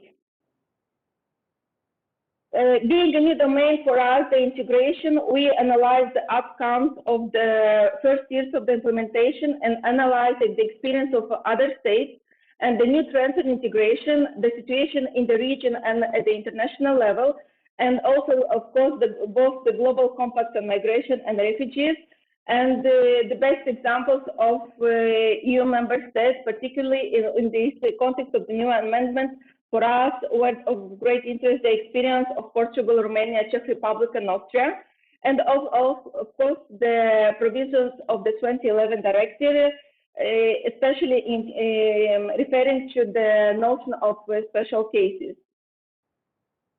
Next slide, please. Referring to the new amendments, the law was promoted in the government article 2018 and was approved in the parliament by majority, and the new amendments entered into force article 1st January 2021. The new amendments basically refer to, first of all, we revised the integration measures provided by the state, because previously in 2011 there were limited socioeconomic possibilities, but now the measures are extended. We mainly introduced, first of all, the specialized information sessions. An example which we saw in, for example, Austria, and we consider it's a good example to be implemented through the integration centers for foreigners. We preserved the social cultural accommodation session and sent language courses and employment measures. But additionally, a new activity was information and counseling on obtaining the citizenship of the Republic of Moldova. A new novelty in the law, we now introduce state allowances to study the language for holders of temporary permanent residence permits and recognized stateless person, level A1 and A2. As previously, these courses only were paid by them, but now we want to offer this opportunity from the state budget. We revised the provisions regarding minors and in order to ensure their rights respect in the country. First, specifically the provisions refer to access to medical care, compulsory education, and big involvement and responsibility of parents. We extended the special cases and we introduced the pregnant women victims of trafficking human beings, persons with intellectual and mental health problems, and persons who have been subjected to torture, rape, or other serious form of psychological or sexual violence. Also, we increased the role of employer in integration process of migrants, and thus the employer can conduct and promote integration activities among employees jointly with the Bureau of Migration and Asylum. We introduced mixed families, an integrated approach of migration, diaspora, and development. This is a situation that we have faced after Syrian crisis when families of Moldovan citizens and foreigners started to return to the Republic of Moldova. And for us, it's a great importance promoted the training of experts involved in the process of integration on cultural diversity, data protection, and confidentiality. Next slide, please. In order to promote practical and to ensure practical implementation with the law, we adopt action plans on integration, and by doing so, we coordinate the activities with other authorities. We introduce indicators, and the action plan of 2020 refers to capacity building, interinstitutional cooperation, central and local level, involvement of civil society, access to education, labor market, health, and social assistance. The benefit of such action plan is identification of needs and policies to be promoted in the future, strategies, and evaluation of practical implementation. Of course, in 2020, there is an impact of COVID, which faced some activities of the plan. Next slide, please. Just to show you that we continue on integration, and we provided foreign assistance and guidance if there was not possible to organize cultural sessions for them to ensure that they have the information on integration. As for the priorities for the future on integration, first of all, we are now drafting the new methodologies on language and cultural session, discussion and partnership in the context to develop labor market and employment of migrants, digitalization and implementation of artificial intelligence in order to facilitate access to provided services for migrants, and of course to introduce new data collection methods on integration in order to promote future policies in the Republic of Moldova and mainstream migration in our development planning. Thank you very much.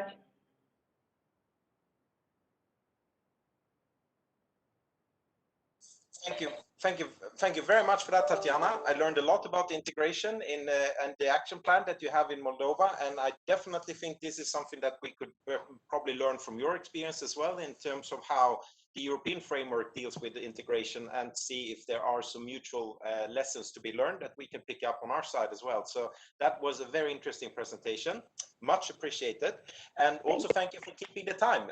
Excellent 10-minute presentation. Thank you so much for that. I take the liberty of going straight into some of the questions that has been sent around in the chat. Some of them has been sent privately and so on, but I take them in order, in the order that I think fits well. I think the first question is for Bernd Parussel, our panelist. So Bernd, I think this question is for you. Does the asylum seeker has to be informed and or give his or her consent for the language analysis that you were talking about?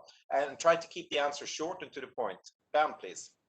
Yes, very short. Yes, the asylum seeker is informed, and it is made sure that he or she understands why this analysis is being done and how it is done. So that is ensured. And if there are any further questions regarding exactly how this procedure works, I would encourage attendees to send me an email, and I can refer this also to our internal experts. Thank you. Thank you very much, Bernd. Next question was, I think this is for Uwe. How does Germany recognize university degrees of migrants or vocational training diplomas? Uwe, please. Yes, hello from Berlin. So I'm not a recognition expert, but there's an established system with more than 1,000 different authorities looking at this. So there are systems also for vocational training, and they will check actually what has been taught in the third country, and then they will find out what has not been taught and what is necessary in Germany, and then they will come up with a plan what you have to still learn or experience in Germany once you're here, or and this is the system. So it works like this, and it's very different for each profession. Thank you very much for that, and thank you for a good, concise answer there as well. I'd like to ask a question to, and I start with ladies first, Moldova. And I think the question here is, how can the EMN contribute to managing migration in Moldova in the years ahead? Tatiana, please. Well, I think that first of all, as I mentioned, the experience sharing and best practices that we can learn in order to draft the future policies. The majority of policies in Moldova ended in 2020, so are now in the process of drafting the future steps in our country. So I think that you can contribute a lot. And the second one is, of course, the thematic studies that can a research study that is a great importance in the context of the Republic of Moldova. And also, as Moldova is an immigration country, we can learn about the countries where our nationals are staying to see what the migration policies they are promoting at the moment. Thank you. Thank you very much, Tatiana. Much appreciated. Next question is for George. What role will partnerships and cooperation play in delivering on the new strategic plan that you have over the next couple of years? How do you see Georgia in that particular context? George, please. Yes, thank you very much for the question. Yes, as mentioned before in my presentation, our new migration strategy is based on the principle of migration and development, which is not an axiomatic notion by itself, but rather is a broad concept, meaning the coordinated, proper and pragmatic orchestration of all directions contributing to the country development. Such a principle allows us to bring all the players, not the local one, international one, also NGOs, experts in one circle, and with the help of this organizations, with the help of these individuals, just to run the whole government-based policy. So one of the important ideas here is just to use all potential of the stakeholders, the policymakers, stakeholders of our national colleagues, and most importantly is potential of migrants, especially the returned migrants, their potential, and the potential of immigrants in Georgia. On the other hand, it is important just to have a very close cooperation and ties with the European Union, which is the hub for our just innovations, and naturally cooperation with the EMN here plays an important role, especially when we talk about the new ideas and analysis of the work done. Thank you very much for that, George. Very good answer as well. We have another question that has been presented to us, which I think is interesting. It deals with the legal migration aspects. And I think the question here is on the shortage of skilled or unskilled labor, member states, and I do think it covers also Moldova and Georgia here. On the shortage of skilled or unskilled labor, countries do not have the same problem. How can you develop a common policy when in some countries unemployment rates can exceed 8%? It would be interesting to hear from each one of the panelists how you see that we can address this issue. If I start with Uwe in Germany, you get the pleasure of answering first. Uwe, please. Thank you for the floor again. Yeah, indeed, I think the situations are very different. I mean, we have common European instruments such as the Blue Card Directive, which was reformed recently and will enter into force hopefully soon. Which sets a common framework. But on the other hand, what we experience is that we need to have flexibility because national labor markets are different. And so it's important to have national competence for setting rules on the immigration of skilled labor. And as I mentioned, for instance, we abolished the labor market test in Germany because we have a situation where we need basically everyone. But of course, things could change. We don't hope so. In the future, and so we remain flexible there, and we can react pretty quick actually with national instruments. So I think it's a good combination if you have European rules on the one hand, and national rules on the other hand. Thank you. Thank you very much, Uwe. I'd like to ask the same question from all the panelists, and then we have a final two questions that I would like to ask. Bernd, what is the Swedish view on the legal migration pathways? Well, yes, I think we have seen really during the pandemic as well that there is a strong demand for foreign workers in Sweden. Employers needed foreign workforce. So this is an important topic in Sweden as well.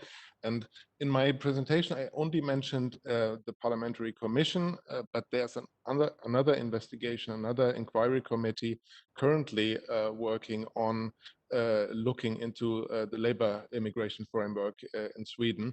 And it has already proposed that there should be some kind of a talent visa for people to make it possible to come to Sweden and look for work from within Sweden. And of course, European policy developments in this regard are important as well. This commission or this inquiry is looking into other aspects of labor migration as well. For example, measures to prevent the exploitation of workers, which sometimes is a problem here as well. But that is still ongoing, and as is the policy process at European level. But this is of course very relevant for Sweden. Thank you very much for that, Bernd, and a good update on that point as well. May I then ask, if I ask the same question, but from a non-European perspective, if I ask Tatiana from Moldova, what do you think about a common policy addressing skilled, unskilled labor, and how can we address that in a way that doesn't create a bit of a drain on your country itself? Tatiana, please. Well, I think we can discuss, because as I mentioned, we are now drafting the future policies. And now we are in the process of modifying the legislation on the foreigners, specifically on labor migrants. We previously did this in the past. We simplified the process of entering the labor market. Now we are in the process of discussing with different employers and partnerships on modification of the labor legislation and a process of allowing migrants to enter to the Republic of Moldova. So I think this is a subject that we can address also in the European Migration Network, specifically now when drafting future policies, to be in line with the European standards. Thank you so much for that answer, Tatiana. Much appreciated. George, what is your view on this from a Georgian perspective? Common policy is possible. Go ahead. Okay, thank you very much. Well, this point is also highlighted in our strategy as well, and one of the solutions for this kind of problem or challenge is the circular migration schemes that we're just now elaborating with different countries. Naturally, this is not a kind of entire solution of the issue, but this also influencing on the local labor related policies and correlations between migration and the labor market, and also filling the shortages. It is important also just to underline that the entire system of labor migration related mechanism was changed after the visa liberalization up to the visualization implementation in Georgia. So one of the most important and now applied methods is the circular migration schemes, but bearing in mind that this is we are observing the circularity when the people are returning back and would have the opportunity to get to other markets of the European Union. So that's pretty short about that from our perspective. Excellent. Thank you for that, George, as well. It seems that there is some good goodwill to look into this further and see if we can identify some good ideas and practices, understanding the challenge, but seeing the opportunities, which I think this is what it's all about, but mutually for all of our interests, so that it's not just a single country, but we have to find common ground that we can all agree to. And I think the EMN is definitely well positioned to be able to assist in those processes, to find some of these ideas and share them under the innovation and migration umbrella that we all are now working on. I have two more questions in the chat. I have one question here. Do you have any practices concerning advisory platforms for social outcomes or contracting? I guess it deals with partnerships on inclusion of migrants and refugees. Some financial instruments in your countries that deals with this. And in the context of Moldova and Georgia, it might be returning countrymen, for example. So Uwe, I give you the floor again to start with. Magnus, thank you for the floor. I fear I have not fully or completely understood the question. Can you quickly repeat it, please? Do you have any practices in Germany dealing with some advisory platforms for social practices? I mean, the inclusion, integration of migrants, refugees, offering them employment opportunities in Germany. You mentioned Make It in Germany, but I assume that is when you arrive as a migrant from outside the borders of Germany. Yes, exactly. This is exactly for attracting people. Yes, but I think we have, of course, I don't deal with this personally, but we have programs and also offers for migrants who come here to work. We experience that skilled workers in general don't have such a large need for integration. I mean, they have their job, they work, and they find contacts. So. In the area of refugees, it's sometimes different, and there we have integration classes in Germany by the Federal Office for Migration, and where you learn the language first of all, and also of course basic knowledge about the society, how it works, and so on. And this is called the integration classes, and they are offered to the people. If there are any platforms I cannot answer right now, I could provide this information afterwards. I will find out. Thank you. Excellent. Thank you so much, Uwe. And I know the question isn't easy, but that's why we have you as an expert and to be able to address them. And Sweden, Bernd, do you have any social enterprises that could be used in terms of sustainable integration or offering opportunities for migrants to be integrated better into society? I imagine it could be non-profit organizations and others that offers these opportunities. Bernd? Yeah.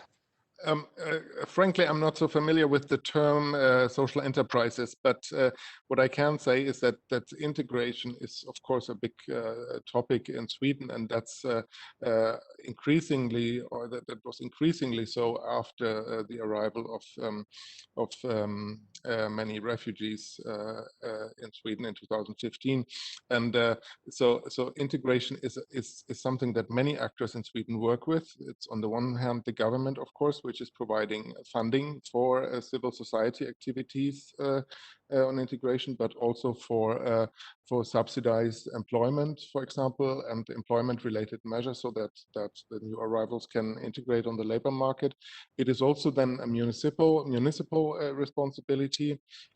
And a responsibility of civil society as well. So this is a shared task, I think, between different actors in society, and an important topic in Sweden. And one thing I have to say is that the COVID-19 crisis has certainly not made integration easier, because it was not possible in the same degree as before for people to interact with each other, to meet and get in contact with each other. And also the labor market, of course, it hasn't become easier as a result of the pandemic now to find a job when you're new in Sweden. Thank you very much for that, Bernd. And then there's a question to Tatiana on social enterprises in Moldova and integration. Is this something that is available in Moldova? And then we have one final question for George, and before we move on with the agenda. So Tatiana, do you have any social enterprises in Moldova that assist in the integration in your country? Well, in Moldova also, in integration is involved also the state and civil society. We had some initiatives jointly in a program promoted by UNHCR in Moldova, when they provided, in a way, a grant to refugees, and they could start a business in the Republic of Moldova. So there are some joint activities in case of refugees with UNHCR. Excellent. Thank you so much. And then the final question to George. Do you have something similar in Georgia, for example, that addresses some of these integration challenges, opportunities, perhaps? This is part of our strategy, future work, and this is now what we're just working very actively on that. However, the other part is that the migrants themselves, they're very actively represented within the State Commission on Migration Issues through different NGOs which are having the consultative statuses. So these are the issues that we're just discussing in the integration working group and the migration lab as well. Excellent. Thank you, George. Any other questions or comments, Margaret, that I need to pick up? Otherwise, I have a final question for all the participants, and then we move on. Margaret, is there any questions that you picked up? I didn't spot any other than the ones that you've already seen. Thank you very much, Magnus. No, thank you very much. Okay, thanks, Margaret. Then we move on to the final question for the participants, and that is, what's the main migration challenges facing your countries in the aftermath of the COVID-19 pandemic? I've heard some of your strategies on some of these aspects, but what is the main challenges that you think your countries are facing? And this time we'll start from the back. We start with George. George, please. Okay. One of the major fields affected by pandemic is naturally economy in the country as well as in other countries. Its spread has left national economies and the businesses especially just to count the costs, and that's why we tried just to reformulate the approaches of our strategy in terms of reduction of the negative effects. While I mentioned a lot of positive effects, what the strategy is seeing as its future just to use, but I will underline as the challenges. The challenges for us might be or ours for the moment the immigration of high-skilled citizens, especially when we talk about the brain drain or failure in fully using their potential and skills which they would just bring after the return to Georgia, or the population reduction, especially of capable workforce and the reproductive age, or what is most important, the illegal migration, which inter alia puts under a huge risk the possibilities for the protection of illegally staying migrants, especially when we talk about women and vulnerable children and vulnerable groups. So these are the main challenges that our strategy outlines in the future, especially at the background of the COVID and its possible consequences in the future. Thank you very much for that, George. I asked the same question to Tatiana, and for our participants, before I give the floor to Tatiana, we are also addressing, but we don't have the time here today, the opportunities that COVID-19 is bringing. So we're not just using challenges in a migration context, we also see opportunities here. But right now, I'd like to hear about the challenges in a Moldovan perspective. Tatiana, please. In case of the Republic of Moldova was the issue of mobility, because until June 2021 we had closed borders because of exceptional situation. And although the Bureau of Migration and Asylum worked during the pandemic period, still this mobility of migrants was a big pressure for the country. We have the employment, of course, challenge, because a lot of migrants lost their place of work, and this happens also in case of refugees, but also of legally residing migrants. And of course, the issue of, as I say, what opportunity to take the challenge to opportunity. And now the COVID showed that we must, as I mentioned before, address migration in all policy development documents, and I'm saying about sectorial documents, education, labor, economy, in order to be prepared for a future situation like it was in the pandemic context. Thank you. Thank you, Tatiana. Clear and concise answers for the short time frame. I really appreciate that. That's very nice. Bernd, your turn to tell me about the Swedish challenges. Yes, I think there are challenges at various levels, big and small challenges. And I already mentioned integration is a topic that is important here. It's very much discussed also in public and by politicians. And as I said, the pandemic has not made this much easier. And a further challenge is return, which is also very much discussed in the political field. And then I would say, broadly speaking, the global situation when it comes to migration flows, and what will we expect? What do we have to expect from the future? We do see that COVID-19 really has reduced a lot the number of people coming to Sweden, both as legal migrants but also as asylum applicants. And we do expect that that once the pandemic is under control, these migratory movements will increase again. But we don't know exactly when this will happen, how fast this will happen, and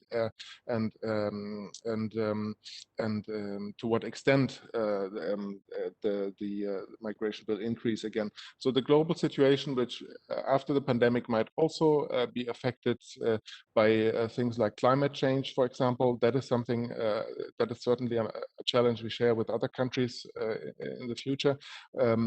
Now we had so much emphasis on effects of the pandemic that we perhaps didn't think so much about developments when it comes to climate change and environmental degradation in the world, but that can have an effect in the future.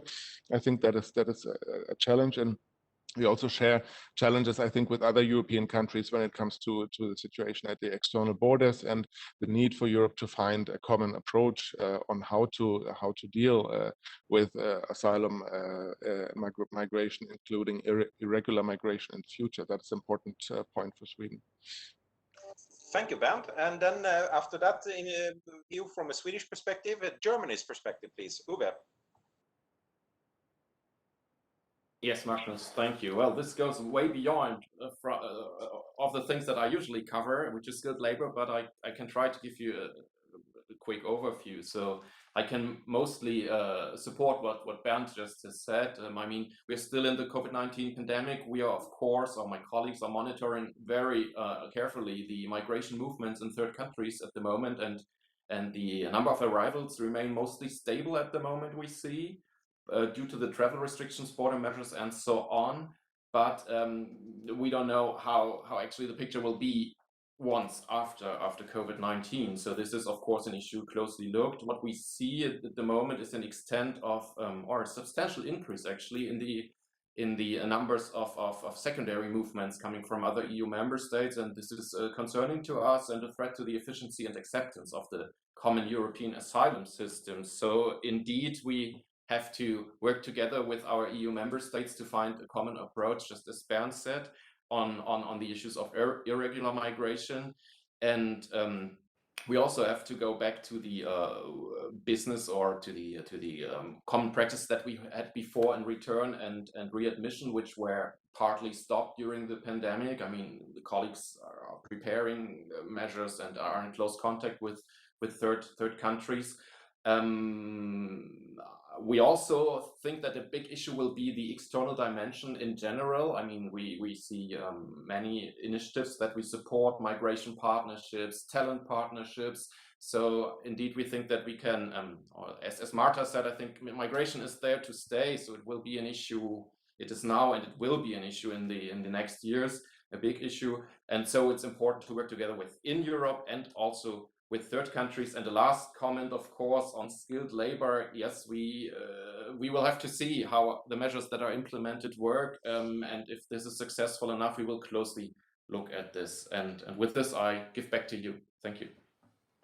Thank you very much for that answer as well, Uwe. I really appreciated this. It has been a fantastic panel. I'm very pleased, and you have done excellent presentations, because I received some comments about the high quality of your interventions, and they were much appreciated. And thank you for answering the questions that I had, and also for the questions we got from our participants. And I'd like to make sure that we are capturing your contributions today. So there's already been requests for if we could share your presentations with the participants, and I hope that is okay with all 4 of you. Excellent. So then we will take care of that via our service provider, so that all the participants will get a link or an email where this can be downloaded. Thank you so much. And it's time to bring back the floor to our excellent moderator, Rafael, with my apologies for going over time slightly, but that was due to the technical problems we encountered in the beginning of the day. Thank you so much from me, and excellent weekend to everybody. Thank you. A big thank you to Magnus and the speakers of the panel for really their excellent insights and reflections on the national developments, and a big thank you also to your participants for all your questions. Now, as mentioned in the beginning, I would like to highlight still the EMN glossary, which is one of our key outputs since the beginning of the creation of the network. It has been continually developed, and now we have already 500 terms and their translations in most EU languages. And without the use of the same terms, it's impossible to produce comparable information on migration and asylum throughout the EU.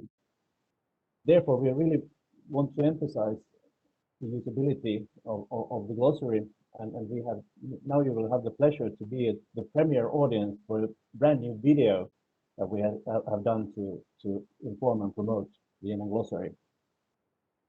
So now that we can put it on.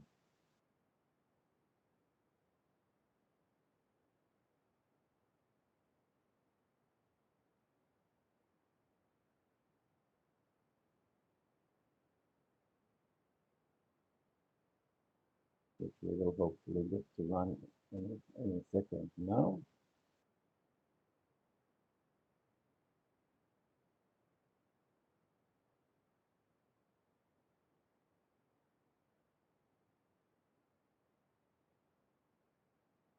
Oh, sadly, there is no sound coming through. I really apologize for all the technical difficulties that we have had today.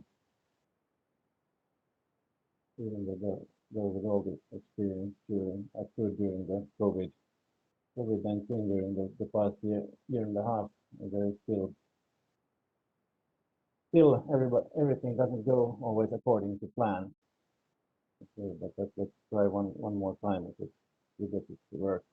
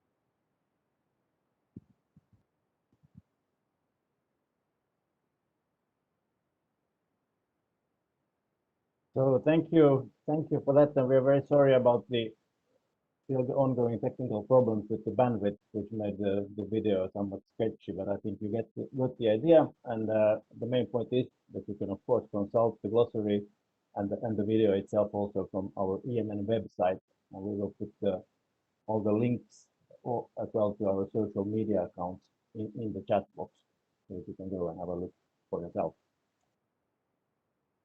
The need for objective and comparable information on migration and asylum only increases from year to year, as well as the need for cooperation both within the EU and with countries outside of the EU on these issues.